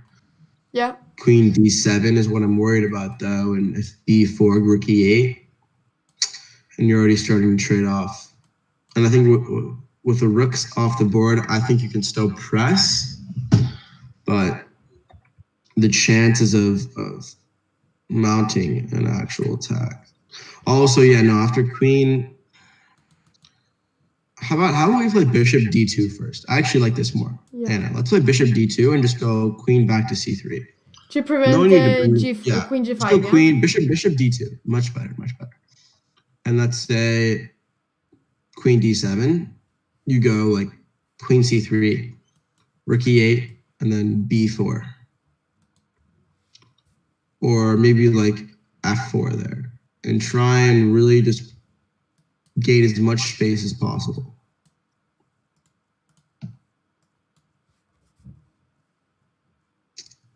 Like instead of b4, let's play f4. Or maybe, I guess you can go f4 maybe. Yeah. And try and advance. And also you should take note that like maybe it's some dream position. Like I'm just trying to set up like this dream position in my head. Like, okay, let's say you trade off the rooks and the queens, right, Anna? Yeah. And you trade off the knights, or you trade off and then you trade off the bishops, right? Yeah. Like in this dream, my knight is gonna go from like going to b6, and then like go to d6. So like that's the dream. Yeah. Not sure if that's gonna happen, but that's a dream. Yeah, because the knight has a very hard time defending the b7 pawn. So maybe that would be an entrance square for that knight. Yeah. I think f4 immediately might be a bit premature. How about play like queen c1 first? I like that move. In the position that we're looking at, yeah? Yeah. Instead of f4, just go queen c1. Actually, knight h4 check there is annoying. That's the thing, there are all these checks. All these perpetual ideas that are very annoying. Unless white is fine with a perpetual now. Yeah, but I don't think that. No, because also, as you said, they're moving to Russia next game. Yeah, I think there should be some way to keep the pressure going. And what about a move like, for example, here, queen g... okay, the rook is hanging, and you cannot take first. What about a move like... Well, I yeah, want to play maybe. Well, the h5. thing is, I think that knight h4 check is just. In this position. I think you should take the draw because Yeah. if white plays rook takes e8, queen e1, in that endgame there's still some chances. For white. So black should just take a draw. Just take the draw. Just take the draw. And yeah, I think that would be the best decision. This is the. And it might even be like more than a. No, yeah, no, it's a draw. There's nothing more. This is the correct decision. So actually, this knight on g6 does have some function. No, for sure. Actually, okay. Maybe let's try and find it. There's definitely some improvement. Okay, bishop d2, queen d7. How about try rook e3 there? But then queen g4 is happening. So maybe h3. Let's say queen h3 in this position. Instead of rook e3, just h3, stop queen g4, stop all knight h4 check ideas. Now, rook e8 can be played, but then, yeah, no, it's hard to just achieve the dream. Can rook e8 be played? Sorry? Can rook e8 be played? What happens if queen takes? Then queen takes b7. b7 immediately there. Immediately, yeah. So no rook e8. Okay, so I like this h3 move. But let's say like queen f4, queen f5, I mean.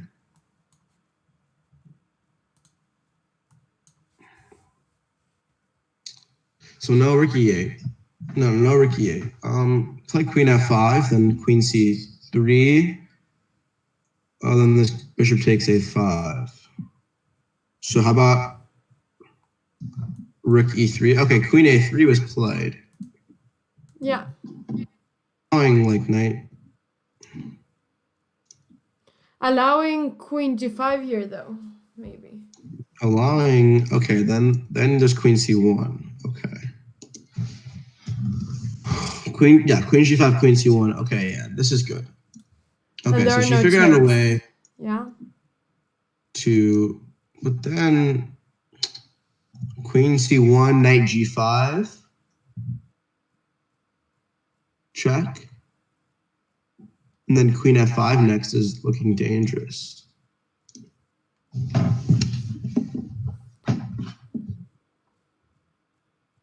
Yeah, no, this is not. Queen c1 can't be played. Do you want to show the variation? Yeah, so queen c1, knight h4. Yeah, exactly. That's the problem. Where does the king go? If it goes to f1, then the queen goes to f5. Yeah. And if like queen e3, at the minimum you have queen h3, king e2, knight g2. At the bare minimum. If you played king h3, is that what you said?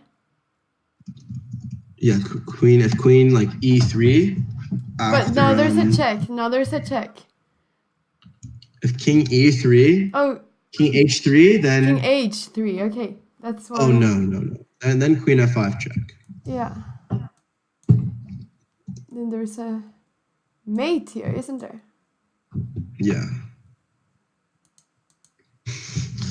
In the chat, they say, I like Anna's hair better, but Hans' shirt more.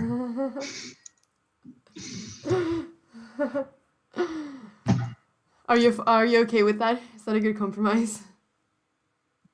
Sure. Okay, but then king h1 has to be played.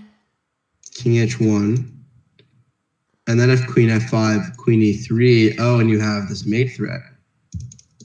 So if knight f3, you have queen e8. Puzzle rush. Tagbon says Hans has spent hours on that hair. It is all natural, Tagbon.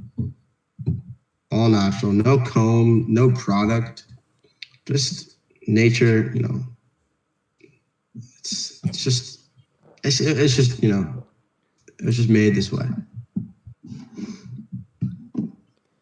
So what do we do after queen g5 then? Queen g5. No, you can play queen c1. This is good. Knight h4, king h1. And then this is good. This is good. She's achieving the dream. And how did the variation continue from here, which you were talking about before? Queen f5. Yeah. Queen f5, then queen e3. Double exclam. Queen e3. Mm-hmm. Threatening mate on e8, yeah.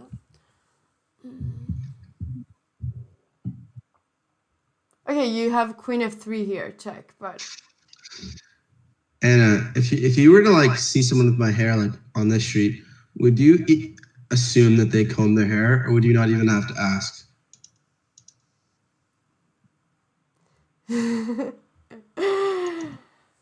Someone in chat is making fun of me.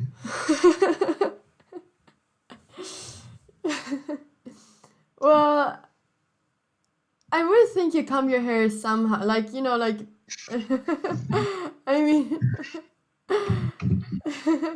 Because it's going kind of up your hair, so then you have to kind of comb it upward, like upwards. No, I just do this. Like you can use your like you can just. I like when I sleep, most of the styling happens. You know. So you use the styling of your sleep? Yeah, my sleep. It's like yeah. It just styles itself. Oh, that's a unique style, Hans. And I wake up and it's just, you know, and it's just been created. The hairstyle for the day, right? Yeah. So, okay. So, very nice calculation. Yeah, okay, but here there is still queen f3 check. Yeah. Hans is like an 80s new wave band in the hair department. Fisherman says, I wake up and it's simply awesome. I agree. And how can you, yeah. I don't want to cause more nervous laughing. It's just like, but I feel like, but yeah. No, you can do it. It's fun. You can ask something else if you want. Best hair talk since Danny Wrench, Jimmy Neutron discussion. Oh my, I love. Anna, which American like Disney shows did you watch growing up? Like all of them, all the Disney Channel Really? ones. Jimmy Neutron? No, not that one. Big Time Rush? No, not that one. Shake It Up? Yeah, that one. Sweet Life? Yeah. Oh wow, very good. What about Jesse? Yeah. So you actually we grew up on the same shows. We're born 1 year apart. So yes, yeah. No, but I didn't know that was a thing in Sweden, like those shows. What other Disney shows are there? The Wizards of Waverly Place. Oh my, you watched that? Ooh, okay. Story time for you guys.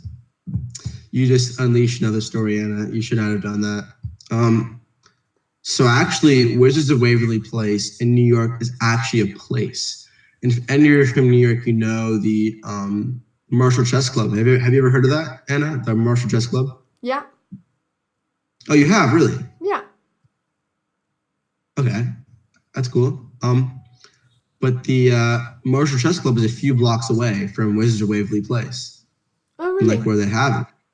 So whenever whenever I go to the chess club, I always buy this pizza, and next to the pizza they have Wizards of Waverly Place, and it's like there's a restaurant on the avenue, and it's like the restaurant. Is it the restaurant? Oh, did you watch iCarly? Yeah. Oh my! Did you watch Sam and Cat? No. Wait, did you watch Victorious? A little bit. Yes, Victorious. Yeah, all you guys, anyone in the chat like grew up in these shows or? Yeah, and also Kim Possible. I watched that as well. Which one? Kim Possible. Oh yeah, Kim Possible. And then like what else? Like Hannah Montana, the Jonas Oh yeah, Brothers, Hannah all these Montana. I things. watched that. I remember. Do you remember Camp Rock, the movie? Oh, of course, Camp Yeah. Rock. I've watched that movie so many times. Yeah. What else? What else? Well, if you have any more suggestions of movies or TV shows that we probably should have watched, then just write it Yeah, in the suggestions. yeah. Oh, Drake and Josh. Did you watch that? A little bit. Drake Josh was. Oh, Gossip Girl. Okay, Gossip. Yeah. Do you want? That's Yeah, good. we've talked a lot about Gossip Girl before, so that's like we know that we been like covered. it. Yeah, that's been covered. Yeah. I actually, like the steps where they would eat their lunch. Yeah. I've been there. Oh, Lizzie McGuire. Oh, Boy Meets World. Girl Meets No, I World. haven't watched those. Okay. But okay, we can go back to the chess. Okay, Briefly. H5 was played. I don't like that move. Now you can This either is the go move H. that we've been talking about, though. H5. Let's go like Queen. Okay, but now you just go Queen C1 and then Queen E3, and you control the E file.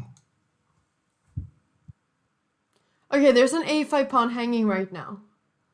Maybe it doesn't matter because you can get your G5 after. Yeah, my bad. I didn't realize that. But actually, what happens? I mean, if you take it, take. I just want to see this quickly. And you play Queen G5. Is that really that bad? Queen C3 is scary. Yeah, Queen C3. That's the problem here. Queen C3. Wait, Maybe. what's the Anna? Are you familiar with like the OK Boomer movement? No, I'm not. Oh, you're not. You don't know what OK Boomer means? No. Oh, okay. Well, this is another great topic to chat about. So like OK Boomers, there's this like generation of people called the baby boomers. Yeah, like that the I know about. Yeah, like the American economy was like flourishing basically, and like these boomers are like people that have like these very specific like values, I guess. Yeah. Generally old people, and they're born through a certain time. So like whenever someone like older than you like says something like annoying, like you don't like, you just say like okay boomer. Like it's like the worst version of like okay buddy. Like, but is it then saying like it's like okay old person? Yeah, so you're just saying, oh, okay, so you don't know what I'm talking about. Yeah, so like it's associated with like a certain like group of people that started with like the baby boomers when like the American economy was doing really well, and like apparently life was like perfect. I read a book about it for my AP US history class. But yeah, basically that's where it started. So I guess there's this new okay Zoomer term, but I'm not sure what Zoomer is. And also, do you know what generation we're in? I'm curious. Like right now, you're or born when we were born? 2002, right? Are you 2002 or 2001? 2002. Okay. We're Gen Z, so we're Gen Z. We're not millennials. We're Gen Z. But I read somewhere that generation finished at 2002. There is some generation that finished at 2002, I believe, but perhaps I'm wrong. No, you're Gen Z too. You're Generation Z. Okay.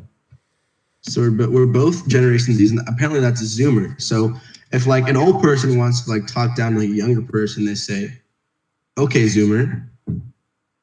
Yeah. Also, are you familiar with TikTok, Anna? Yeah, unfortunately, I am. Unfortunately. Okay, we're gonna have to have a talk about that off stream. But you know, I won't do this on stream, but we're gonna have a talk about TikTok. All right. Basically, you know, yeah, if you're in chat and you would like a TikTok stream, and how about your first stream? I'll bring you into the amazing world of TikTok, and we'll have a good conversation. Okay, so the first time I do a stream on my channel will be a TikTok stream. Go to be about TikTok, and I'll, bring you into the light, basically. Yeah. Well, Okay. it's a very big thing in Sweden, just so you know. I mean, it's... No, trust me, you'll be, I have to bring you into the light. It's like being baptized, honestly, Anna. All right. You know what? F4 has been played here. Okay, I need to get away from TikTok. Okay, so basically, F4 has yeah, been played. H5, F4 is played, taking some space, threatening F5. I guess if H4, the idea is just to go back, and if White can extend by playing F5, right? Then this knight will be restricted, and this knight will not have many squares to go to. And you know where it would go then? It will go back to E7. What a surprise! But then back F6 E7 could again. come. Maybe. Could it? Mm-hmm. Maybe. Yeah. So, that's, and I think that the goal, bishop d2 will probably be followed up. And then, like in a dream situation, right? You have f5, the pawn is on g4. You trade off the bishops and the queens, and you have like this knight on e7, which is really bad. You have an open h file, and then maybe there's some maneuvering happening. Like that's the dream, I think, right?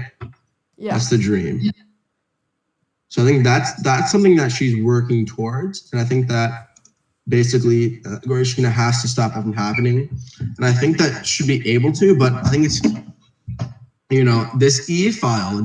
I think that the first step is putting a rook on the E file, right? Yeah. And fighting for this E4 square. Because the only really hole in White's position here is this E4 square. Like that's the only entrance square. So like if Queen D7 happens and followed by Rook E8, and you can trade on the E file and somehow get a Queen to E4, then you have like a way to control, a way to fight back. But if the queens are traded, and then this H5 pawn could be a long-term weakness, to be honest. Like let's say you trade the bishops, right? Yeah. And then you somehow defend everything. They can just take the H5 pawn like 20 moves down the line. But I feel like in these types of positions, you can't think like move to move. You have to think like this idea.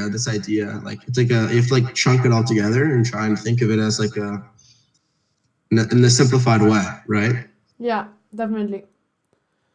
It's very hard to think about concrete moves the whole time as well in positions like this, I suppose. Yeah, I think that thinking about concrete moves in this position would be an error. I think it's just about chunking. It's a term I invented to tell my students to help me evaluate, like chunking the position. I probably haven't invented it, but I think it's a good, way to explain it. Chunking. Yeah. I'll try to use that word here in Sweden and see how that goes. Absolutely. It's just give credit to Coach Hans and Ewan. Yeah. Good title in front of your name, Coach, as well. International Master Coach Hans and Ewan. There have been 2 moves played here. Really? Okay. Queen f6, very quickly played, but of course Ju Wenjun is on 9 minutes, so she doesn't want to get too low on time. So Queen f6 was played by Goryachkina, and then Queen b2 by Ju Wenjun. Yeah, and then now Queen e2 is coming up next. Controlling the whole e file and attacking the h5 pawn. Yes. I think this is going to be. I have a feeling that this is going to be a really thematic game. I feel like things are starting to go wrong a little bit. Yeah, I mean, I'm just wondering what Goryachkina is going to do with the h pawn, but I suppose she wants to play h4, yeah? Or what is she going to do?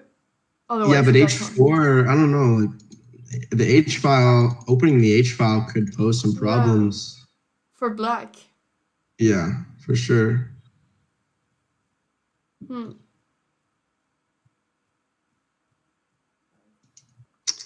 I wish, yeah. So is the audio that bad? I just want to make sure it's not like terrible, but shouldn't be. Yeah, well, next time I'm gonna have to get my setup fixed. Sorry? Knight takes h4. Sacrificing a piece. Oh! Has been played. Let's get into it. Okay. Oh my, Tactic Central. Let's go now. wow. Oh, yeah, that's unfortunate. Queen G6. Ooh, I think that was missed. Is that a missed tactic? Well, you just go King F2. But the knight comes to F5, and it's really nice on F5. King H1 was played. King H1. Knight goes to F5, obviously. And then Queen E2, I guess. Yeah, but now... I think, actually, you can play maybe B4. And then they can never... you can't really take the D4 pawn. Because there's this pin. Yes, this game did get really good. So, okay. Knight H4 is kind of a flashy move, but... Maybe they're just... What happens if we play here?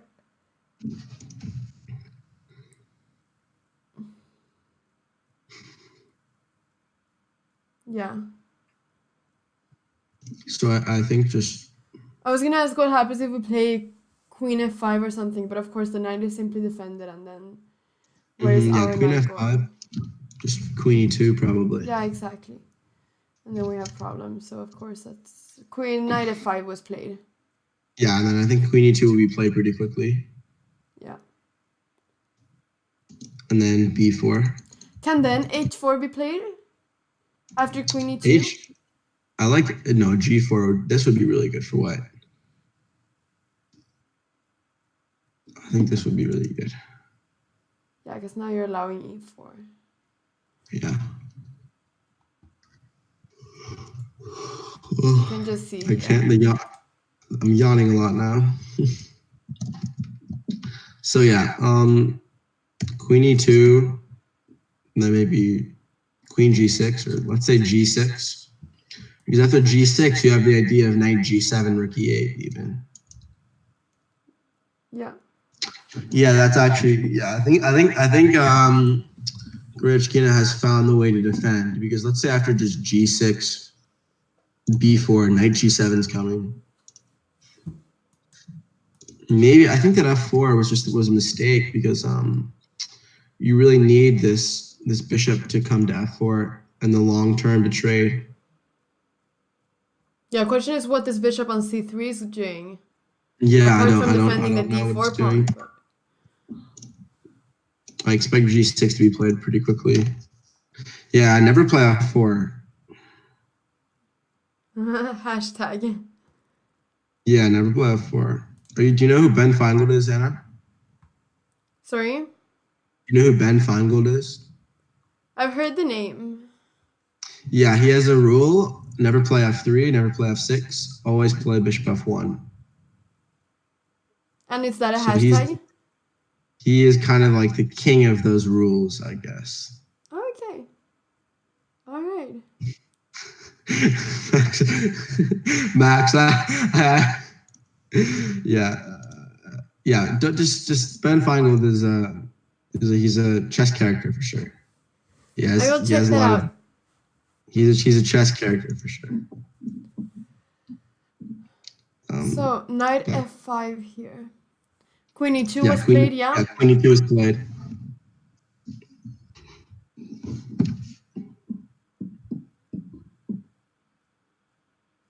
Yeah, this G6 Knight G7 idea is nice to play Rook E8. Yeah, for sure. Yeah. So yeah. I don't know. This is tough. It's tough. I could see even like maybe a mini. I guess if Black gets some control over the light squares, could start to play for an advantage, but it's a bit doubtful. It's a bit doubtful. Not sure. What about a plan like... Yeah, maybe not now. I want you to place the rook on the... Okay, Queen G6. Queen G6 was played. Yeah, instead of G6. Interesting. think that might give the chance now to go knight f2, maybe, or king g. I don't know. Knight. It's tough to find a move. I think I'd like to just start with b4. But how is black going to challenge the e file? Is the question. How is that going to happen? I don't see any way to challenge. Just the bishop on c is just so bad on c3. I just really would like it to be traded off. Anna. Yeah. So I'll give you a few streamers that I think you should watch. Ben Feingold is one of them. This King's Crusher. Those are some high quality streams that I think you'll really like. Yeah. Well, King's Crusher will definitely be I saw your that in the type of chat that streamer. someone recommended it. Right? I saw that someone in the chat recommended it. Recommended that Yeah, stream. King's Crusher is definitely high quality.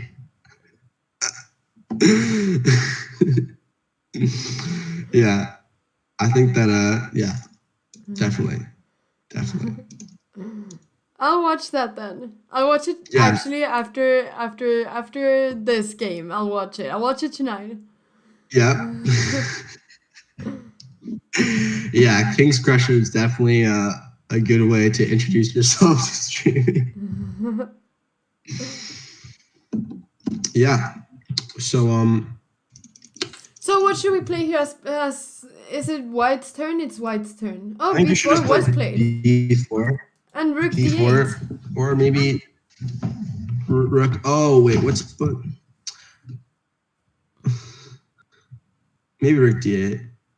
Actually, the idea could be king h7, and then like rook d8, rook d7, rook e7, maybe. Yeah. Maybe that's the idea.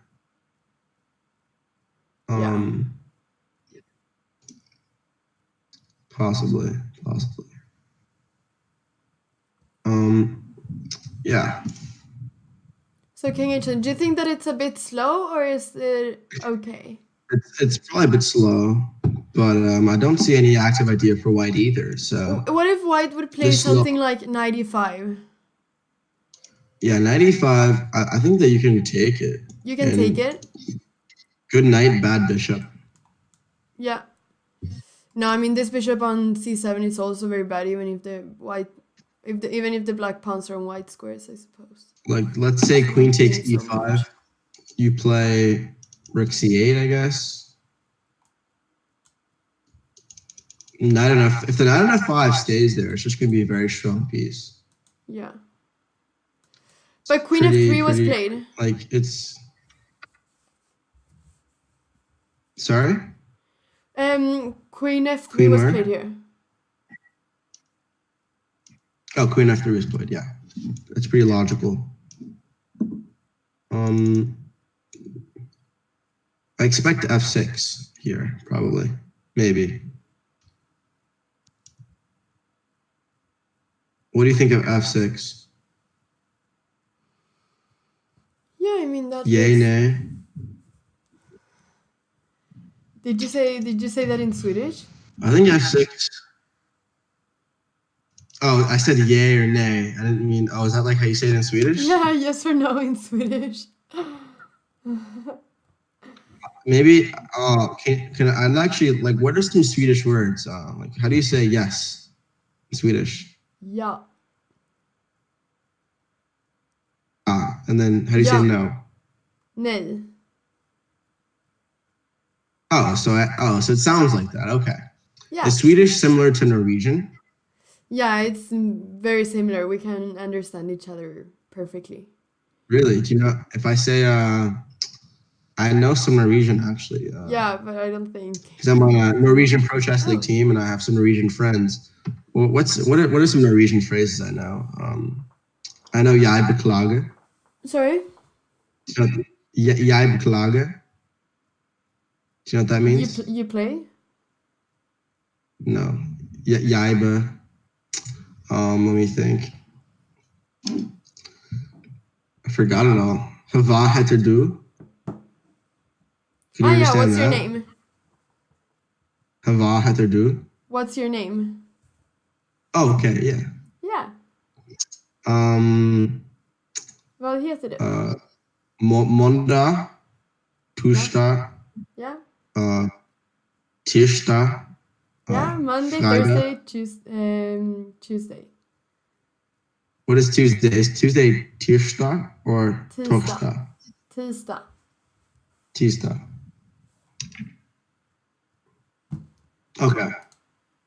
So F6 Yeah. was actually played. F6, so it was played. Okay, we're predicting well. We are. That was actually the move that I had here on the screen, and then when I updated it, that was the move that was played as well. So that's always nice. Very good. Yeah, no, Swedish. Swedish. How would you compare Swedish to Dutch? They're different. I don't Okay, understand it. So no comparison there, unfortunately. No, not really. And Danish is sort of like a middle ground. Like you sort of understand it, but then it's also quite hard to understand. Mm-hmm. So yeah, Because that's Danish is my most Scandinavian heritage. So my grandfather was named after his Danish. So, got it. So now you know a bit about Scandinavian languages. Yes. But I know a little bit of Norwegian. Yeah, and here people are saying that you can understand written Dutch, for instance, or like written German, and that's true. Sometimes you can understand the written when you write it, but when it's spoken, that's a complete different thing. Wow. So that's being an English speaker is such a boring thing. Like you speak 3 languages, right? Or 4? 3. So English, Spanish, and Swedish. Yeah. I feel like an inferior human being, honestly. Like you're what? I feel like inferior because I can't speak all those languages. You could speak Dutch. You just need your summer in Netherlands. Yeah, summer in Netherlands, and I'll speak it. Yeah. King h7 was played here. Yeah, I think that this is. I'm starting to like Black's position here. Yeah, this is the plan that you're talking about, because now White was playing this Queen f3, Queen e2, sort of a bit like the Knight e7, Knight g6 of Black. I mean, it's sort of going back and forth. Yeah, I'm definitely. Knight f2. Knight f2 now. Yeah, but I feel like if White just wants to control things, then things can't escalate that much. But if Rook d7 now, to play the plan that you were talking about, Rook d7, Rook e7. Oh yeah, actually, this is a strong idea. Rook Queen d7 e8 though. Queen e8 is interesting. Could that be a Let's problem? say everything trades. Still probably a slighted. Actually, wait. This endgame is looking actually good for Black. I could see some chances here. Like the king comes to f5 or g5 is played. I think that the winning chances here for Black are on the rise. Wow. This is a really, really big flip, honestly. This is like Goryachkina is like her strategy is just to sit there, make good moves and just wait for her chance.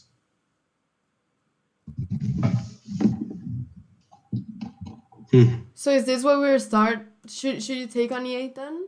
Or should you just wait for it to be taken on g6? But then where does the rook go? I think the rook is hanging, right? So you kind of have to take.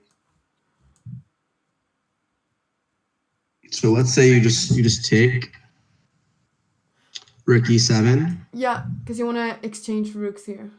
Yeah, and then if the rook goes to c8, then you can just go to g5. Play g5? Yeah, g5. And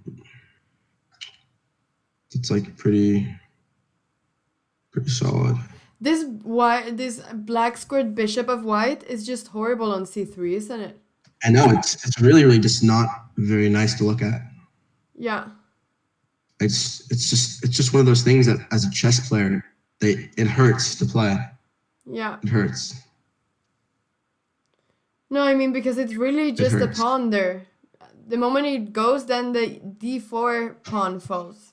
And I mean, the pawns are just very weak on the queen side without that bishop, but the bishop isn't really doing anything.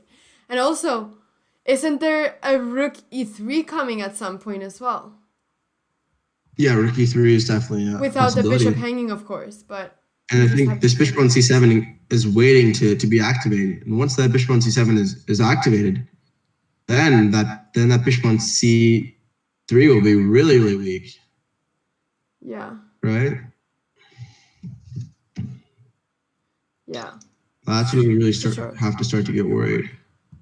So then let's see what would happen if rook d7, queen e8, and if we then exchange the rooks on e7. Okay, yeah. Then I would say king g2 makes sense. Yeah. Then g5. Probably have to play pawn takes g5, pawn takes g5. But then now the bishop on c7 perhaps could be activated through d8 and f6. Yes, Is that an definitely. idea? The knight can come to f5 and attack that. The king can come to f5, maybe the knight maneuvering. I think this is going to be actually, like, positionally, this is really, really bad. And this is worrying if this is the line that she has to go down.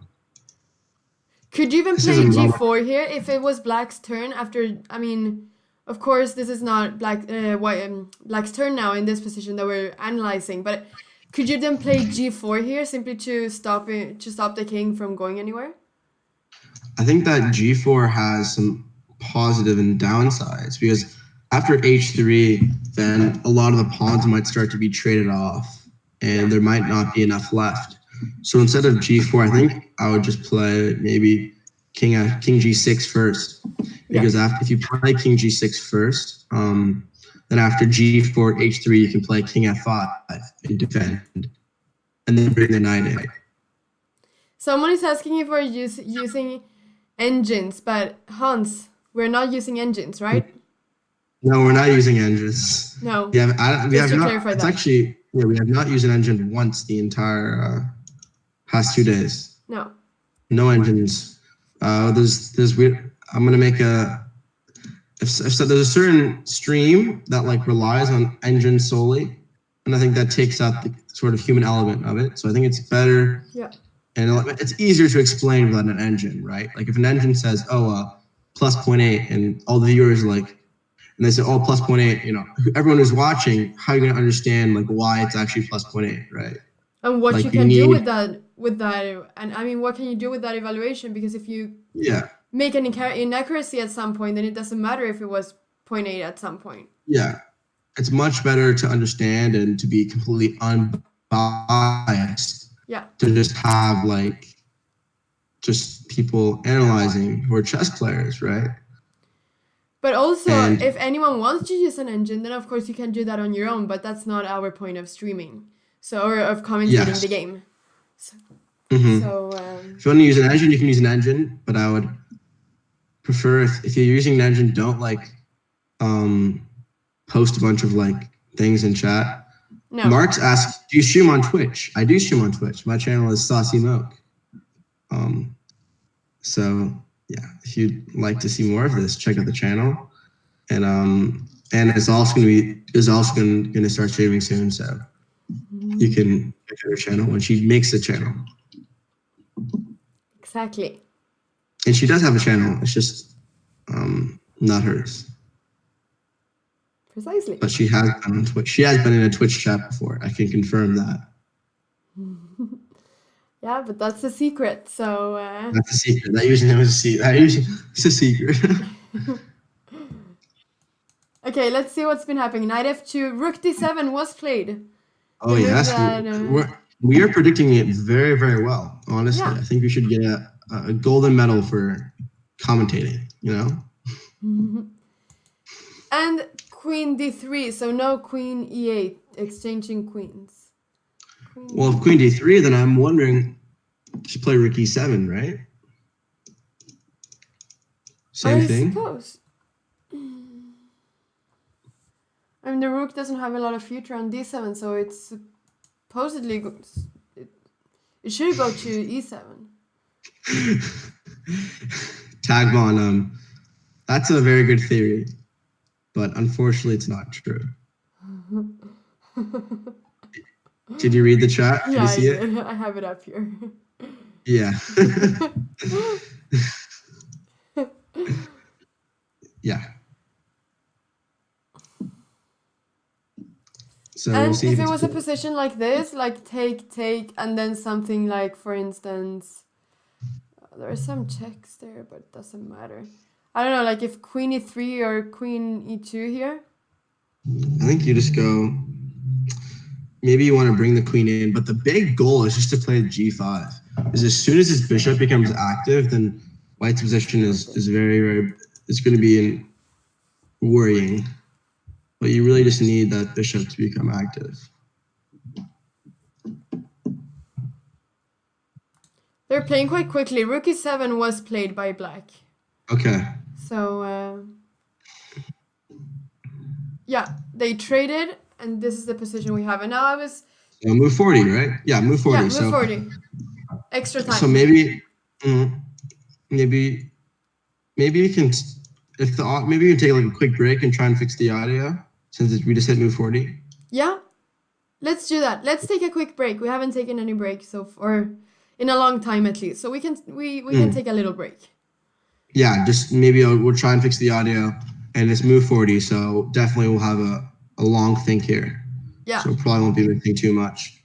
So make sure to stay in chat, guys. We will be back very soon. Don't go anywhere. Don't go anywhere. No. All right. So we will be back very soon. Thank you.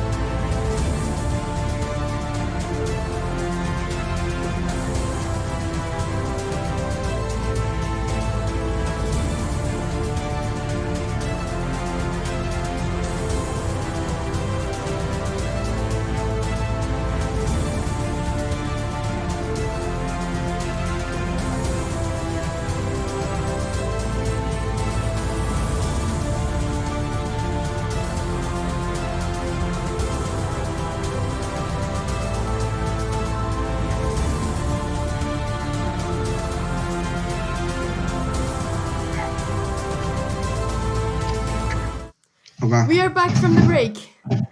And yeah. We're back. Yeah, we're back. Yeah. Tag Bond is continuously hating on my hair. The only thing that could be longer than washing iCarly would be Hans doing his hair.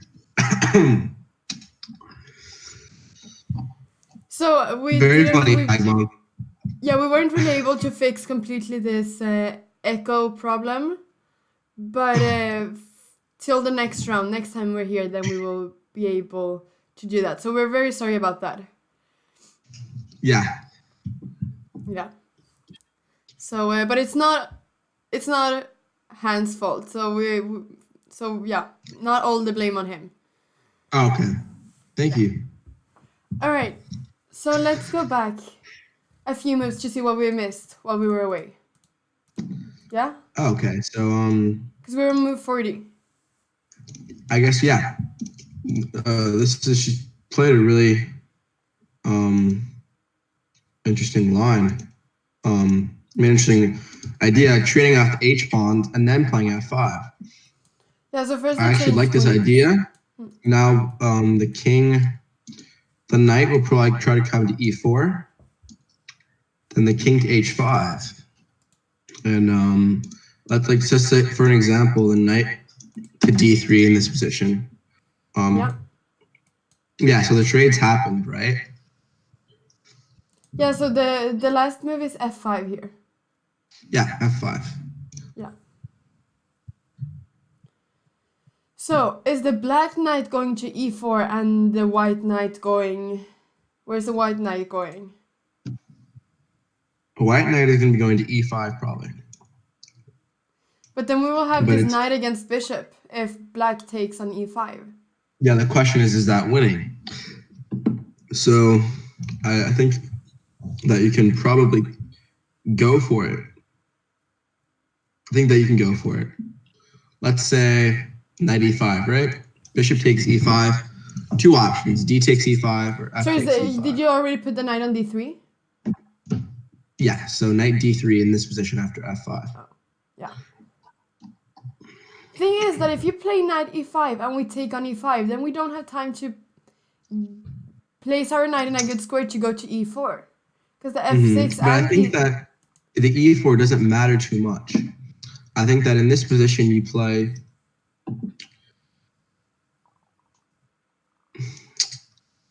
It's actually not so easy. It's not so easy. So after... Yeah, it's not so... Maybe king H5. I like this move. Not knight G8, just go king H5. Yeah, because the idea that you said with knight G8 would perhaps to play something like this, but it wouldn't yeah, so I think that possible. the idea behind this would be that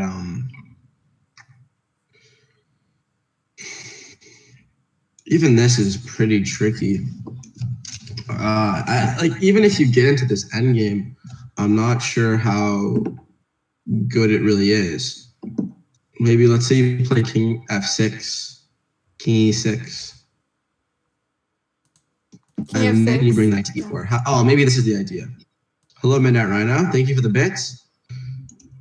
How about, I think king F6. Yeah, no, I think this is the idea.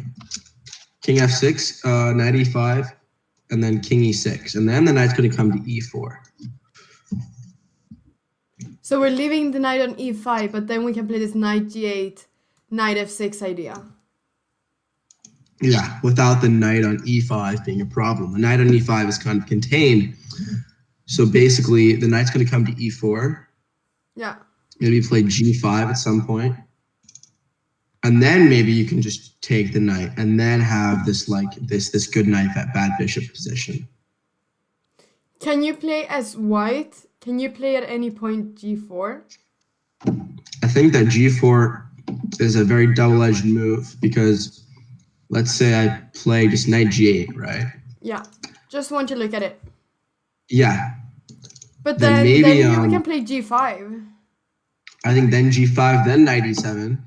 And then, actually, knight D3 is just a fortress. Yeah, that's a fortress. So, if g4, you might just play takes and knight f5.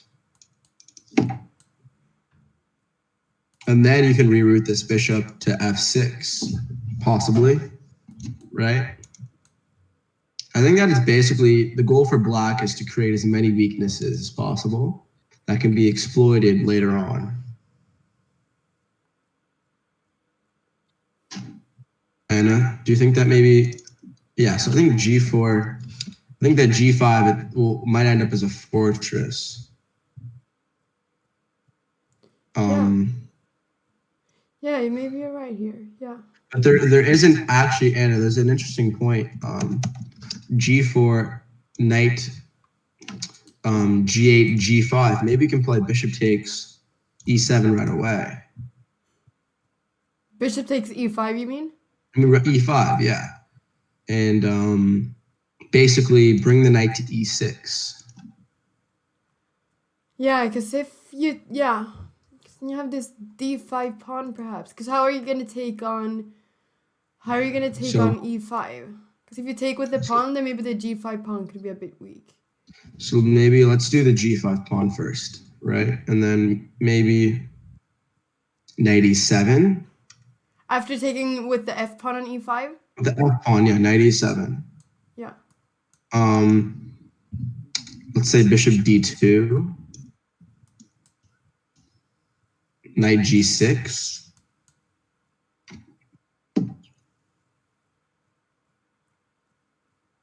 And then let's say just a bishop move. Knight H8. Bishop move, knight F7. What about it? Could you play bishop F4 here? Maybe that's just stupid to just, but... In what position? No, here, after knight G6. Bishop F4. And then is that a fortress?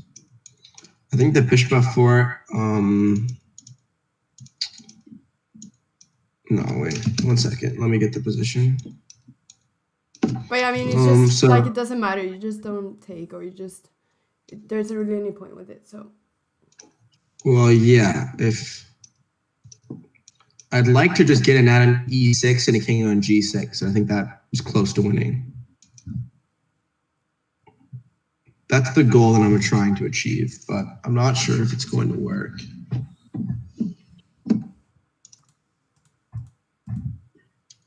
And maybe F4, like you could end up sacrificing a pawn, right? In some lines, just to activate this king. Yeah. White or black? You mean black? Well, like you could, let's say you give up this pawn, the F pawn, and like get your king to F5. Yeah. The king on F5, it makes up for the pawn because the knight is very strong. Yeah. But I'm not sure that you'll be able to break through because this E pawn is always just so strong and can be pushed at any point. Yeah. So I guess that probably doesn't. I probably after G4 you want to play F takes G4 and try and avoid a really close position to keep the chances alive. Yeah, so It's after knight G6. What did you want to play? I think you can just go bishop E. Yeah. I don't know if there's a specific way to break through. But if you play for this F4 idea. Yeah.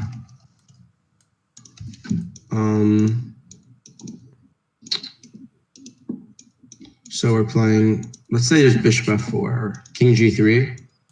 Then I think that you go king F8. And let's say bishop E3, knight F8. And then you go put the king on G6 and the knight on E6. Yeah. And then maybe play F4 at the right time or just get him in Zugzwang. Oh, this endgame is just winning. Yeah, this endgame is winning. You go king F7, knight F8, king G6, knight E6. And there just won't be enough squares. Yeah, so king F7 is very important. Yeah, that's just winning. Yeah, the thing I is guess that we know this the answer bishop to is so this. bad that you're always losing all these pawns. Yeah, if the king, just go knight f8 there. And then, yeah, knight f8, king g6, knight e6. And that's just going to be over. So it's dangerous for white to enter this bishop against knight endgame. Yeah, definitely. I think that would be. And then maybe, let's say d takes e5 is played. That's probably the better way to play. Yeah, d takes e5 instead of f takes e5 is probably a better chance to draw. Was it here that we were You looking kind at? of are forced to play this d4 pawn sacrifice. But then isn't it the same that there is sometimes this d4 with king d5, king c4? Actually, I think you play the same idea. Let's say you play king f7. Or no, let's play knight e7 first. Yeah. Let's just play random bishop moves. Bishop b2, knight g6, bishop c3, knight f8, bishop b2, king f7, and then bring the knight to e6, right? And then once the knight is on e6, you try and bring the king through g6, h5, maybe. This endgame is probably also winning. You kind of have to trust that eventually there's going to be some way to break through. Yeah. Again, instinctually, it should like some alarm bell should be going off to go into this endgame. Yeah. So, I mean, this is definitely something that it's very comfortable for black to enter this here. yeah, definitely. Knight d1 was played instead of knight d3.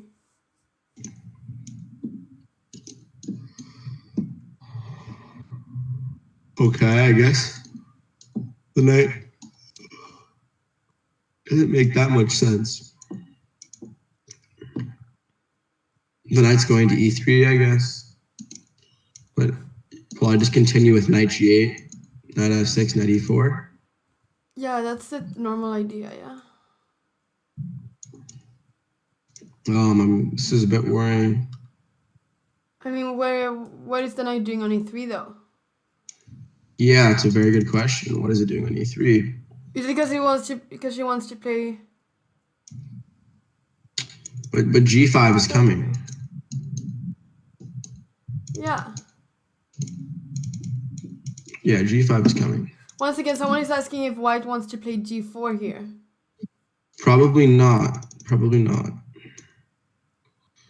g4 has positionally is just making the f4 pawn pretty weak. The goal for white would be to completely close the position and make a draw. But it depends on if black can figure out a way to really break through. It's interesting. Yeah. So basically, I think the idea is just route the bishop to f6, the knight to e4, and then break with like a move like g5. And it's definitely going to be very hard for white to defend. Yeah, no, because someone asked it as well if you could spend time rerouting the bishop to f6, and that's of course one of the plans. So how big of a win do you think this is going to be, Anna? Do you think this is the match? Do you think that this is going to be like this is 2 wins in a row? Imagine what a comeback. I think that I'm tempted to say that the match is over if she wins this game. I wouldn't be able to. I think I'm too diplomatic to say that so early. Yeah, yes, you were, yeah, maybe, but still, I think that going back to Russia. Unless she feels pressured in Russia. Yeah, going back to Russia after winning 2 games in a row feels good. I think it feels very good. That's true. I think there's a very good chance that she wins this game. No, I think so too. What would you say is what are the odds here for black The to win the odds. game? Do you have any? I think the odds probably 70 to 80% to win. And a draw is the rest. Losing is impossible. I'd give like not even maybe like 0.01% chance of black losing this game. Yeah. No, yeah, if Ju Wenjun loses this game, it's probably going to be hard for her mentally to have lost two games like this in a row. Yeah, no, 70% is probably generous too. Hey, the black king went to f6.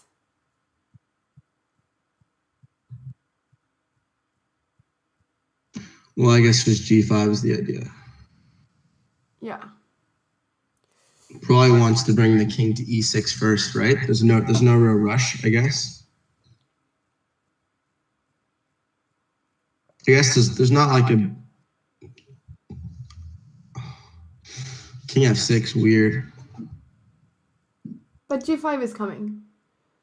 Yeah, but I think g5 is a lot stronger with the knight on e4 because g3 is a target. Yeah. So I'd rather have that there. So no, because knight j8 was the move that we were looking at. Yeah, king f6. Knight e3 is played instantly. Now king e6 or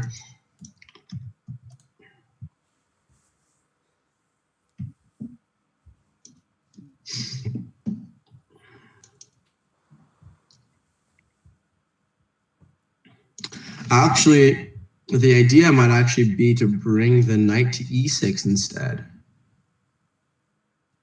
That might be even stronger, Anna. Yeah, knight g6. She plays this. So her idea is to play knight g6, knight f8, knight e6, then g5. Wow. Wow. That's even stronger. Yeah, no, this is definitely very, very accurate play. Goryachkina, whenever she gets an advantage, she converts it. She does not let up at all. Definitely just converts every advantage she gets. Yeah. It's very, very impressive. Definitely. No, I don't see any. Just knight f8, knight e6. When g5 comes, a collapse is near. Yeah, definitely. She's definitely showing why she should be in this match and why she deserves to play for the World Championship. Definitely. Definitely. She's almost not taking over, but she's really doing a big comeback here, and this game is very difficult for Ju Wenjun. Yeah, definitely. It's really 2 games in a row and then going to Russia. Definitely very, very big win. Yeah. So I guess I'm not sure what can be done. I guess I gotta have to do more research about Goryachkina. Maybe she's an endgame beast and I had no idea. Yeah, this is what they said, and they said the other day that she did incredibly well in the candidates in the endgames there. Really? Yeah, they said that she did incredibly well. She would convert equal endgames into winning positions. So Wow. So yeah. Yeah. So that's really impressive. I haven't watched her games from the candidates tournament. Have you? No, I have not. I did hear about. I was kind of following, but I definitely really. It was definitely 9.5, 14. Getting 9.5 for 14 speaks for itself, honestly. Yeah. So definitely. I guess winning 2 rounds we can. Sorry. Winning 2 rounds before the tournament ended. Yes, 2 rounds. That's amazing. Really, really amazing. So and wow, 9.5 to 14 in a tournament where you were not even the favorite. No, and you know what was very interesting was that Hu Yifan was the one who was gonna play. But then when she said that she couldn't, or when she didn't come, then Goryachkina was the one that played there. But Oh, she really? was yeah, so she was not Replaced. gonna play. Oh, wow, that's very interesting. Yeah. So she really should not have been in the tournament. No, but then she won it very, very, very convincingly. So Yeah, that's amazing. yeah. Surprised she didn't get an invite beforehand. Yeah, well, I mean, she's Yeah. an uprising young player. She's only 21 years old. So No, yeah, very young. I think she has the potential to maybe even give the Polgars a run for their money. I think very that, strong and player. right now, if anyone's going to catch up with Hu Yifan, she seems like the one that can do it. I guess that if Hu Yifan, if she plays, well, Hu Yifan is studying now, but I think if she took chess seriously, then she would have a decent chance at 2700. And I think that Goryachkina, if she keeps, this type of play up, then definitely going to be hit 2600 very soon, and have a chance to really advance in the ranks. Yeah, definitely, and that would be amazing. Yeah, imagine the story. Like, you weren't even supposed to be in the tournament. It's like a last minute. Wow, that'll make for a good post-term article for sure. Yeah, Sure that whoever writes that article will be very happy. especially if she wins now the World Championship match. Yeah, it's like, even imagine if someone told her like a few days before the tournament would start, you're going to become a world champion. Yeah. She'd laugh at them. No. Dream come true. But of course, there's still games left, but still a very impressive result. Absolutely. So, knight g6 is still the last move played, and I guess that now Ju Wenjun is thinking how she's going to proceed from this position, because it's not so easy for her either to see. Yeah, I think. Yeah. Do you have any idea of what she could do here? I'm trying to think. I mean,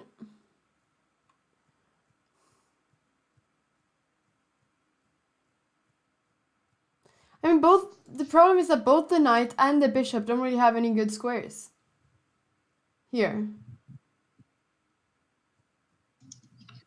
Yeah, she just moved the bishop to e1.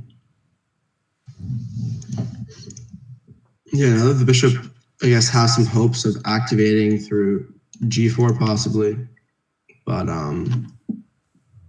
definitely,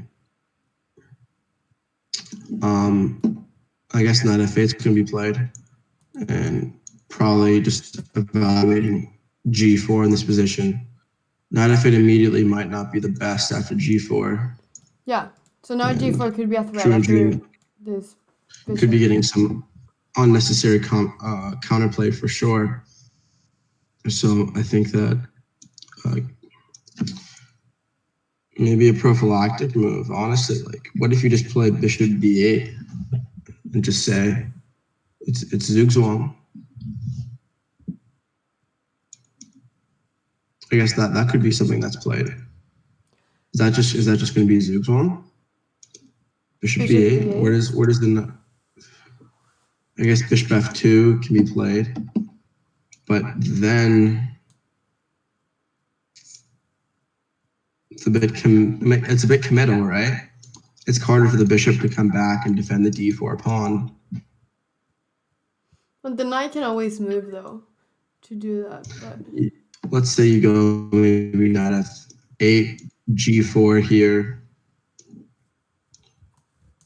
Knight e6 is maybe an option, but then you can play close the position. What happens if check on h4 here? Check on h4, king f7. And take on f5? Probably bishop takes f4. g6 is also a move, but bishop takes f4 probably. But if I take with the pawn on f5, are you gonna take with the knight then? I'll take on d4. Oh, you're taking on d4 this pawn. Yeah.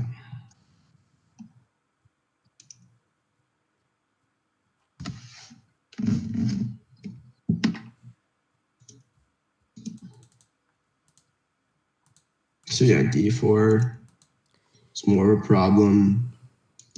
It's hanging, right? So this could be possible. So, oh, okay.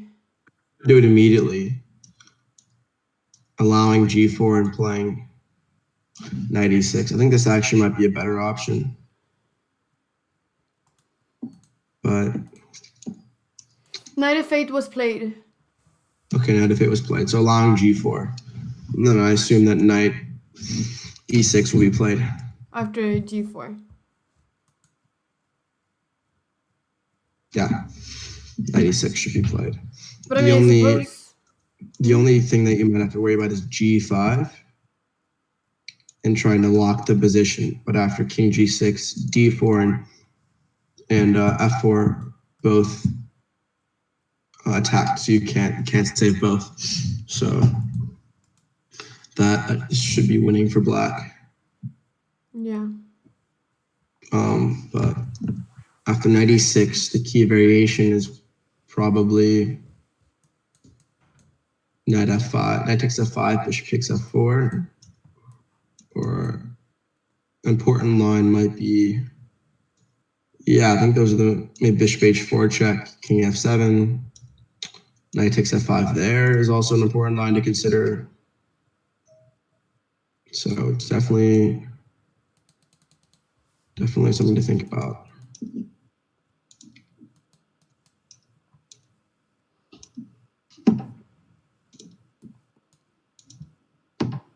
After bishop h4 check in this line, do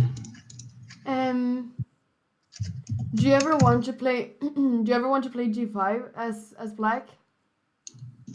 Yeah, I'd like to play g5, but the d4 pawn and f4 pawns are always hanging. So if I can play g5 and close everything. No, as black. Would you want to play as black g5? Oh, after bishop h4 check? Yeah. I don't think it works here because you're losing a pawn after all the trades. I'd prefer to just play maybe king f7 and f4, d4 hanging. Let's say knight takes f5, bishop takes f4.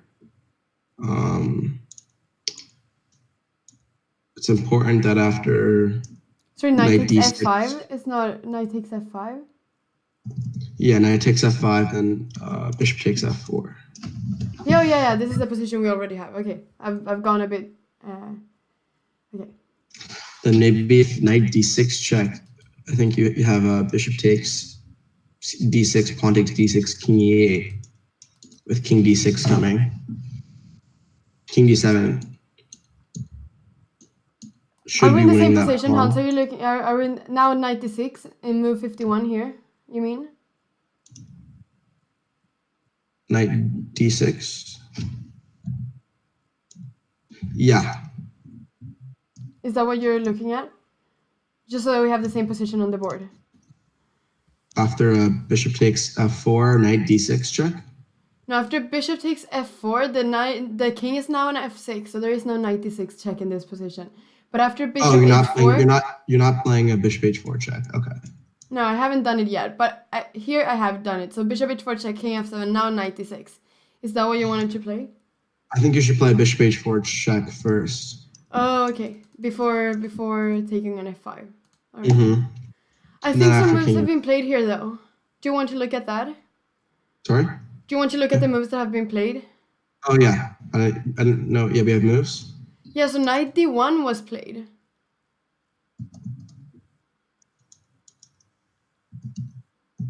After knight f8. Isn't that where it just came from? Yeah. So knight d1, knight e3, bishop e1, knight d1.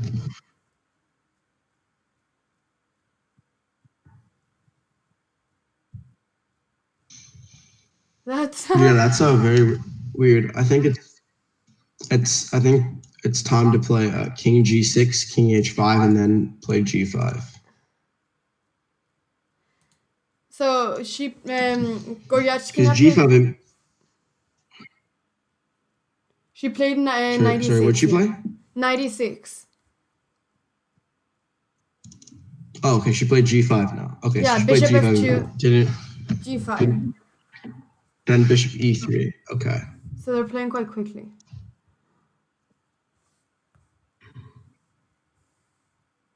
Now has to take an f4. Yeah, taking an f4 is basically forced. Yeah. Well, yeah, it's basically forced. But then what was this knight e3 before?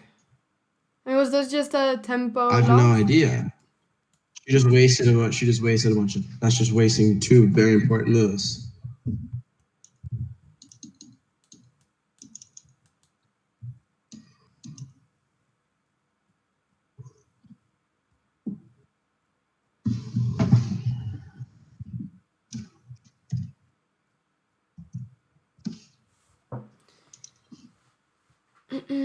Yeah, this is very, very surprising that she just wasted. After takes, is it king g6? That could be an idea to perhaps. I wanted to place the bishop on e1. Is that an idea for black?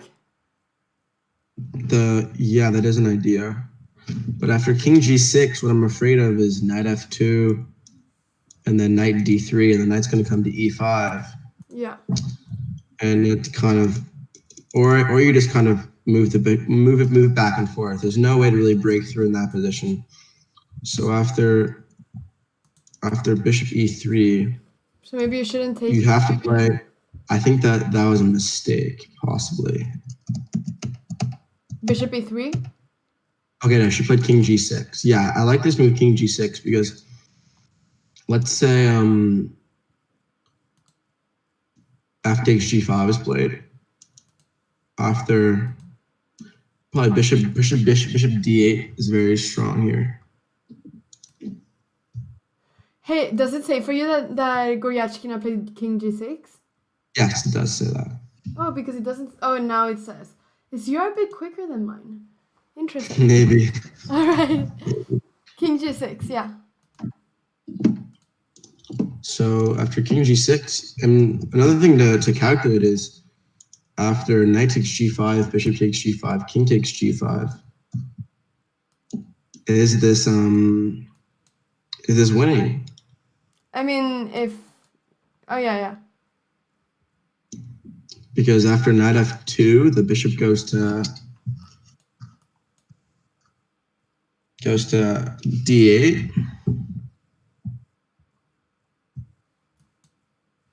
And then, oh, well, this is annoying. Do you have the position after bishop d8? Yeah, I do.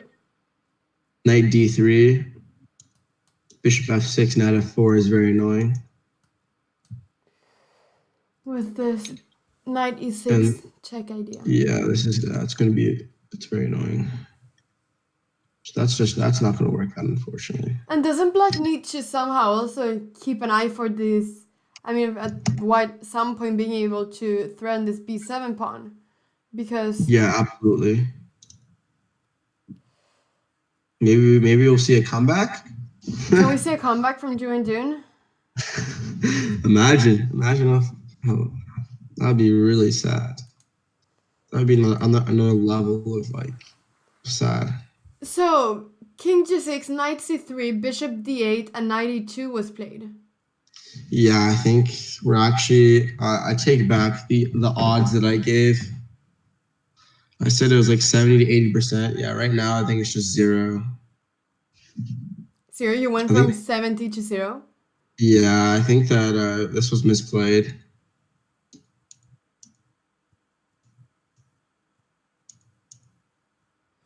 With the idea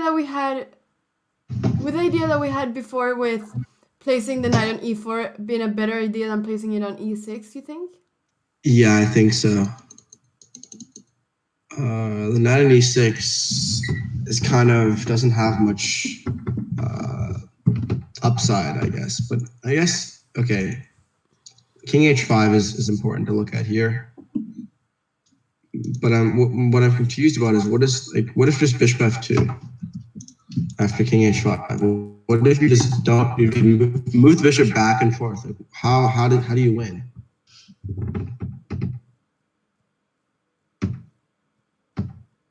Like I just move the bishop back and forth for forever and ever and ever.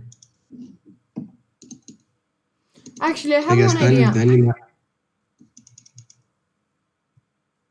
yeah, sorry. But I think you just go back and forth. What happens if you take here on f4? I'm just wondering. Take an f4 here? Yeah. You could even play knight takes f4. Yeah. Okay. Because my idea was that if you took with the pawn at some point, you would play bishop h4. Mm-hmm. And then if you exchanged it, if you moved it, of course, you had bishop b1, but then if you exchanged it, the king was coming in. And with the tempos, I wasn't sure if the king would be forced to move and you would be able to play king g3. But after king takes f4, king g6, king e5, I think white may be winning in that position. Yeah, exactly. That's the problem, that the king takes on f4. So this was only perhaps working if the pawn took on f4. But of course, king takes. Yeah. So yeah, and also pawn takes. I think it's just Zugzwang. It's just a Zugzwang. It is just a Zugzwang. Yeah, very tough. I guess Ju Wenjun found I think Goryachkina used her pawn break and didn't time it correctly. Yeah, she plays king h5. Yeah, king h5, but just bishop f2. Shake hands. It's a draw.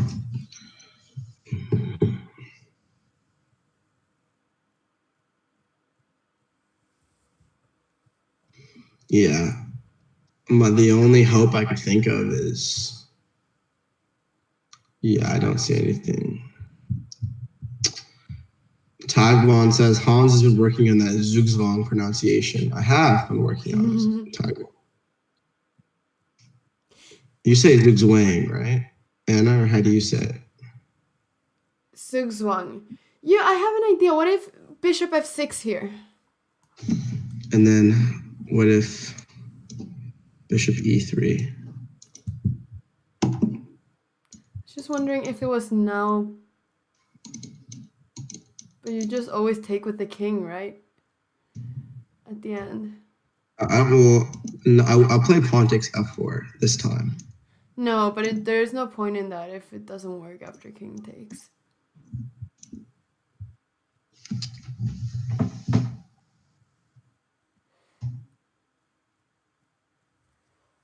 So,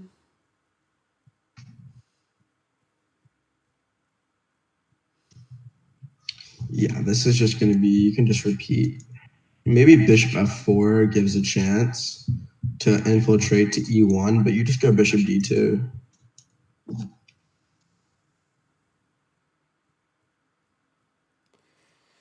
Yeah. Yeah, I think that this was definitely a mischance. This is just a draw. I feel like there's just having a chance.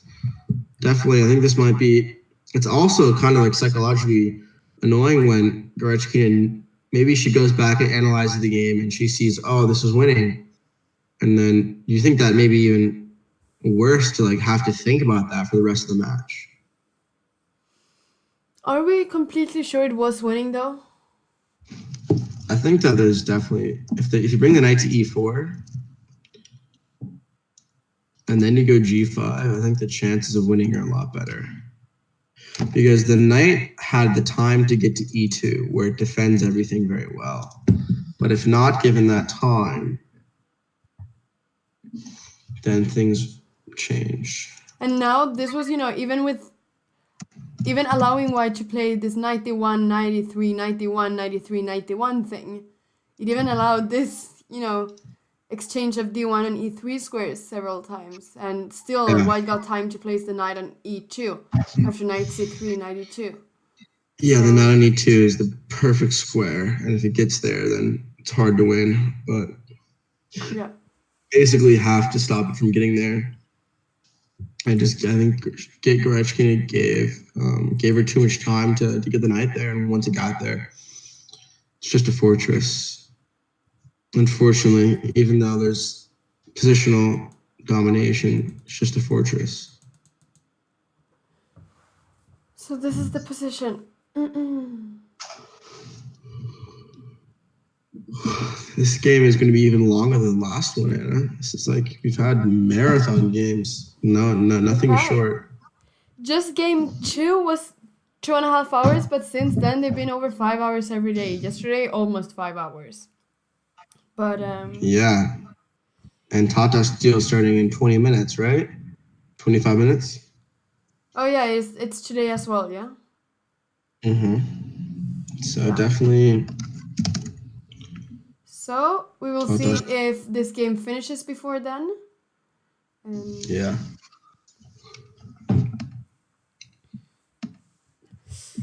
Well, Hans, is it time for some? Is it some story time, or is it still position time? Story time. Story time. Have we agreed? Wait, before story time, have we just agreed that this is a draw? Yes, you can go story time. What stories would you like me to tell? I have many stories. Give me a topic. Should I give you a topic? What about if we let the chat give you a topic? I think that's a great idea. Because I Chat, think that give me they've been a- waiting to give you a topic. So whenever they write about it, then we can do so. Yes, I have a plethora of stories to tell. So, yeah, someone is asking me if I speak Spanish as well, and I do. Indeed. I was born in Spain, and my dad is Spanish. So.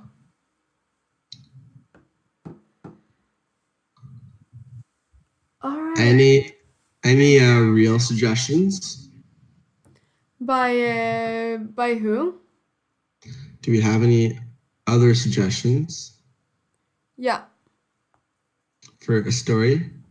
If I have any suggestions for a story? Okay, I can't give chat this power. I'm gonna just tell a story. Okay, so I'm playing in the Golden State Open. It's gonna be about cheaters in chess. Okay. We'll talk about some cheaters in chess. And do you have any good stories of playing against cheaters, or Anna? Yeah, well, actually, but yeah, there was some time where I believe I did play against someone who was cheating. At some point, we saw this guy go down to reception, or my parents saw him there, sitting with a computer along with his father. So if he actually then, if you actually play the moves that the computer said, I don't know, but still, to have a computer in front of you during a game does say something. Absolutely, yeah. So I have a story of when I was a spy basically. So Golden State Open, Americans and a lot of people in the world probably familiar with the Super Bowl. It was Super Bowl night, and I was walking back and forth looking at the game that was on. It was the Super Bowl. So of course I want to watch the Super Bowl. So as I'm watching, I see my opponent dip out with his little flip phone, or it's not a flip phone. It was a little bit more than that. It's like a BlackBerry-ish. Yeah. But there's a chess app. So I see him walking. I'm like following him like a spy. They were so popular Like before. I'm like, sorry? Blackberries were so popular before. Yes, they were. So I'm like following him like a little spy. Like he turns the corner, I turn the corner. I'm following him. I'm being like discreet, Like I'm a spy. Okay, I'm a spy. And I'm following him and I see him and I'm like, this guy, like, why is he like on his phone walking like really far away from the room? I'm like, okay, this is pretty suspicious, right? He's breaking the rules. So I'm being discreet. I'm like, it's like a James Bond movie, but the star is Hans Niemann. So basically in my own little James Bond movie, I am following this guy and then I run back to this TD And this is at a CCA tournament. CCA tournaments are a story for a different time. But the main point is that this TD, I'm like, this guy's on his phone. I just followed him. You got to go get him. And then he goes on his phone, and he has like a chess app or something. And he literally, this guy makes some like random excuse, and the guy believes him. And CCA has, I'm not going to get into that organization, but basically they're very lenient. Let's just say they're lenient. So this guy, the TD did absolutely nothing, and he saw the guy on his phone. Literally saw him on his phone. So that was very, very unfortunate. And then this guy cheated twice, actually, right? So what happened was we hit move 40. Yeah. But we were on move 39, right? Yeah. But he forgot to hit his clock, and we were on move 39, and the clock wasn't correct. So he flags on move 39, right? Yeah. And I have 30 seconds left. So I stop the clock, and I go to get the TD to show that he flagged. And while I'm gone, he hits my clock, and I go under 30 minutes. Under 30 seconds. And I lose that 30 seconds, and then we're both flagged. And then we both are flagged, so the guy says, "You're playing the game on." Are you serious? And I'm like, and then I'm telling my dad this, and he's like, don't say anything. This guy's a defamation lawyer. And I'm like, the guy that you're playing against? So his name will never be released because he's a defamation lawyer. So, and do you know what that? And a defamation lawyer is basically a lawyer. Like if someone said, "Oh, Anna is some like bad thing," they could he'd be the guy that would sue you for a bunch of money. Oh, okay. For saying that. So there's you pick your battles. Yeah. Yeah. So you were scared that he could sue you if you got into it? Were you scared that if you dig deeper into it about this, what he did, that he would sue you somehow? That was the alleged. Yeah. I'm reading chat. They were very strict and changed their policies. Yes, they have improved their policies, but there's still a lot of double standards, unfortunately. Yeah. Really, that's pretty bad, though. Yeah, and also, but so that's my story time. And then any someone other said you should challenge him. Sorry.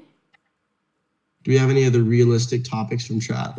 No, but I just want to say this, that someone said you should challenge him to a puzzle battle in court if he took you to court.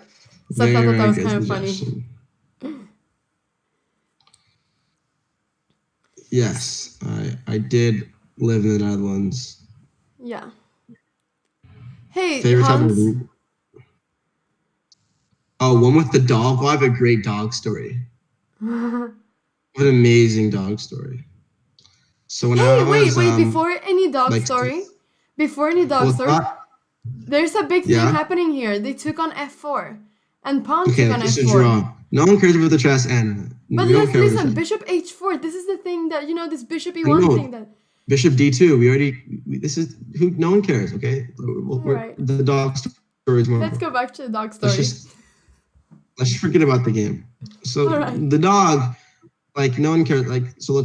So basically, I'm 7-year-old Hans. I live in Laguna Beach, California. Yeah. And I'm at my friend Ollie's house. And Ollie we're playing some baseball, and unfortunately it's the classic. We hit the ball over the fence, and we want the ball back. And then we also we threw something over the fence too, like a toy or something. So we had to we go to our neighbor. And this is a suburb, so the neighbors are nicer, right? So we go ask, and can we go in the back? Can we get this can we get our thing back? And then they're like, "Oh yeah, sure, we'll get it back." And then basically I go in there, and I see dogs in cages, and I'm like, "Oh, this is scary." But then there's small dogs. I'm like, it's not that bad. And then also my childhood best friend,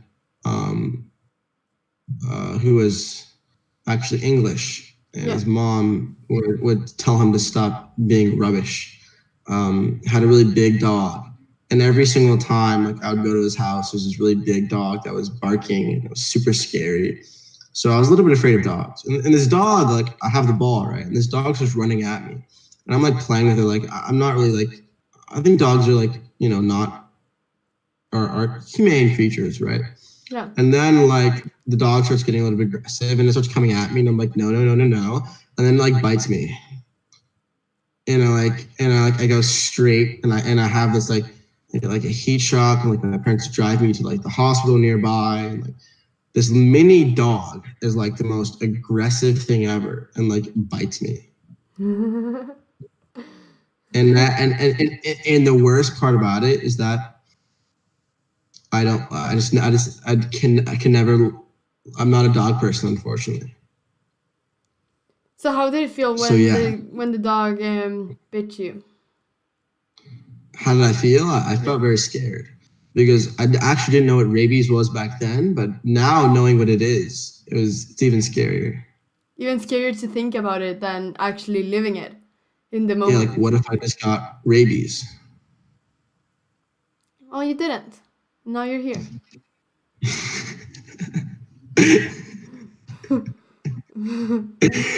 Yeah, dog here survived. I'm just Absolutely saying. survived. So that happened. So that's what happened. Like it was the classic Sandlot thing. Wait, So so the whole point of the story was that a dog bit you, yeah? I just want to clarify that. yes, and actually yes, and it is just not. And for a long time, dogs have just. Whenever I see a dog, I'm like, stay away. Like walking through the street and I see a dog, I'm like, no, I'm just not talking. Like I just don't want. I can't, like when I go to someone's house, they have a dog. Put the dog. I'm like, I sometimes if they offered like put the dog away in a cage, I'll Yeah. gladly accept the offer. No, no, no, no. Dogs are really nice. I love Yeah, dogs. dogs are nice, but sometimes Dogs are dogs aren't nice. extremely nice. I love dogs. Yeah, sure. No, sure, without that little voice you're doing. A little, Sure. yeah. So dogs are, a unique specimen, I'll say. Hey, so we have some changes in the game as well.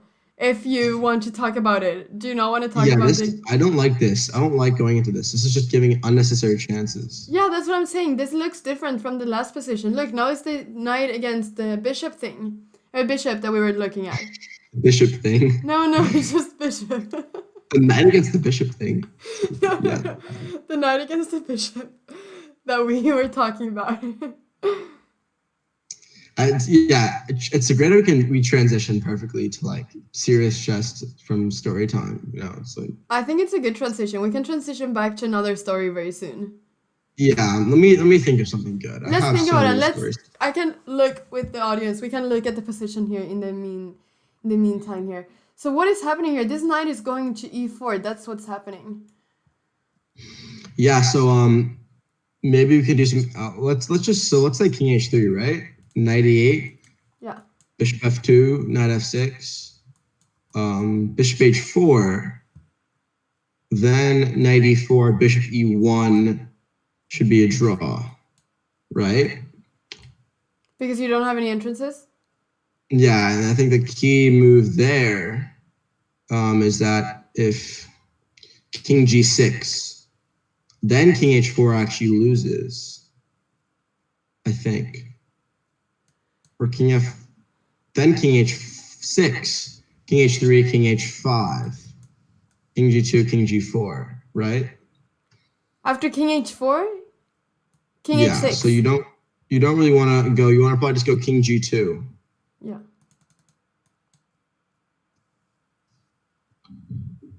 So yeah. But I don't mean to offend any dog lovers out there. They're just not like my type. of companions, we'll say. That's a good word What to about use. if the Hans? What about if the knight goes to b5 instead? No, but then just bishop on b2, and then there's nothing, right? So it should go to Yeah, b4. yeah. You get Zhugi's Wong.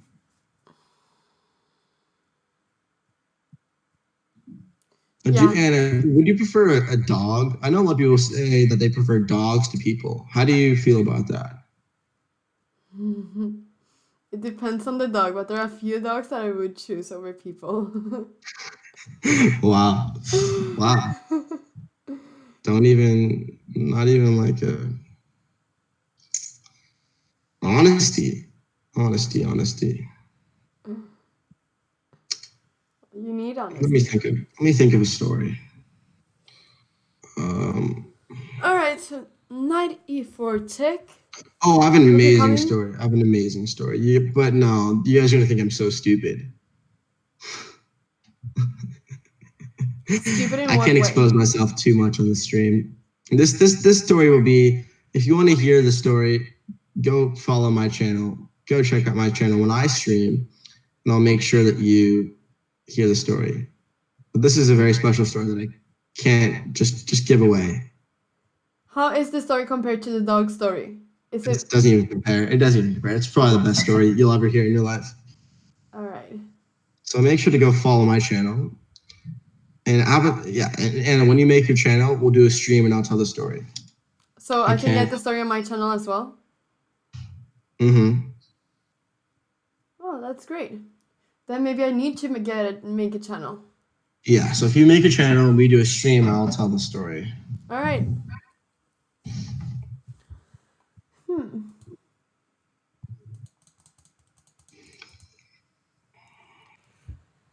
No, the story it doesn't even compare to Yasser's stories.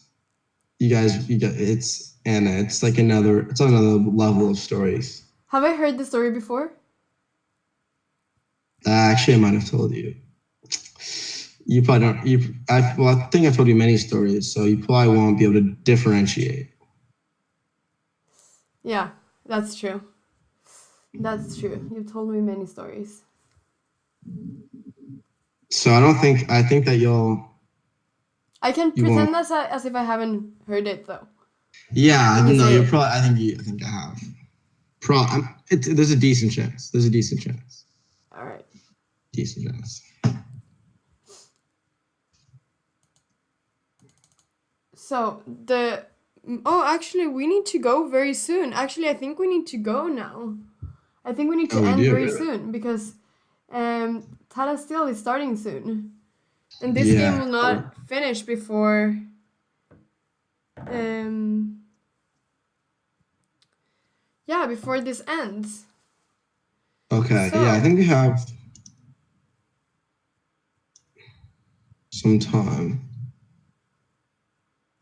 yeah, so I think we're changing While the we're going stream to. key. That's Oh what we're yeah, we're doing. gonna change that. Yeah, we could do. Yeah, we're gonna change that. Oh, Bob Ross. I don't like this King H3 move. I like the other move better. Yeah. All right, so should we take a little break and then change stream key so we can Yeah, go we're to gonna go chess? to chess.com events. Yeah. So go over to head to that if you'd still like to hear more stories. You know. Yeah. Or if you want to follow this endgame, but I think it'll be for the stories. Yes. I think the stories. Yeah. All right, so So we'll be back very soon. So yeah. everyone head over to that channel. Yeah, should we take a Mhm. break? Let's do it. Yeah, so we take a break. All right, see you very soon.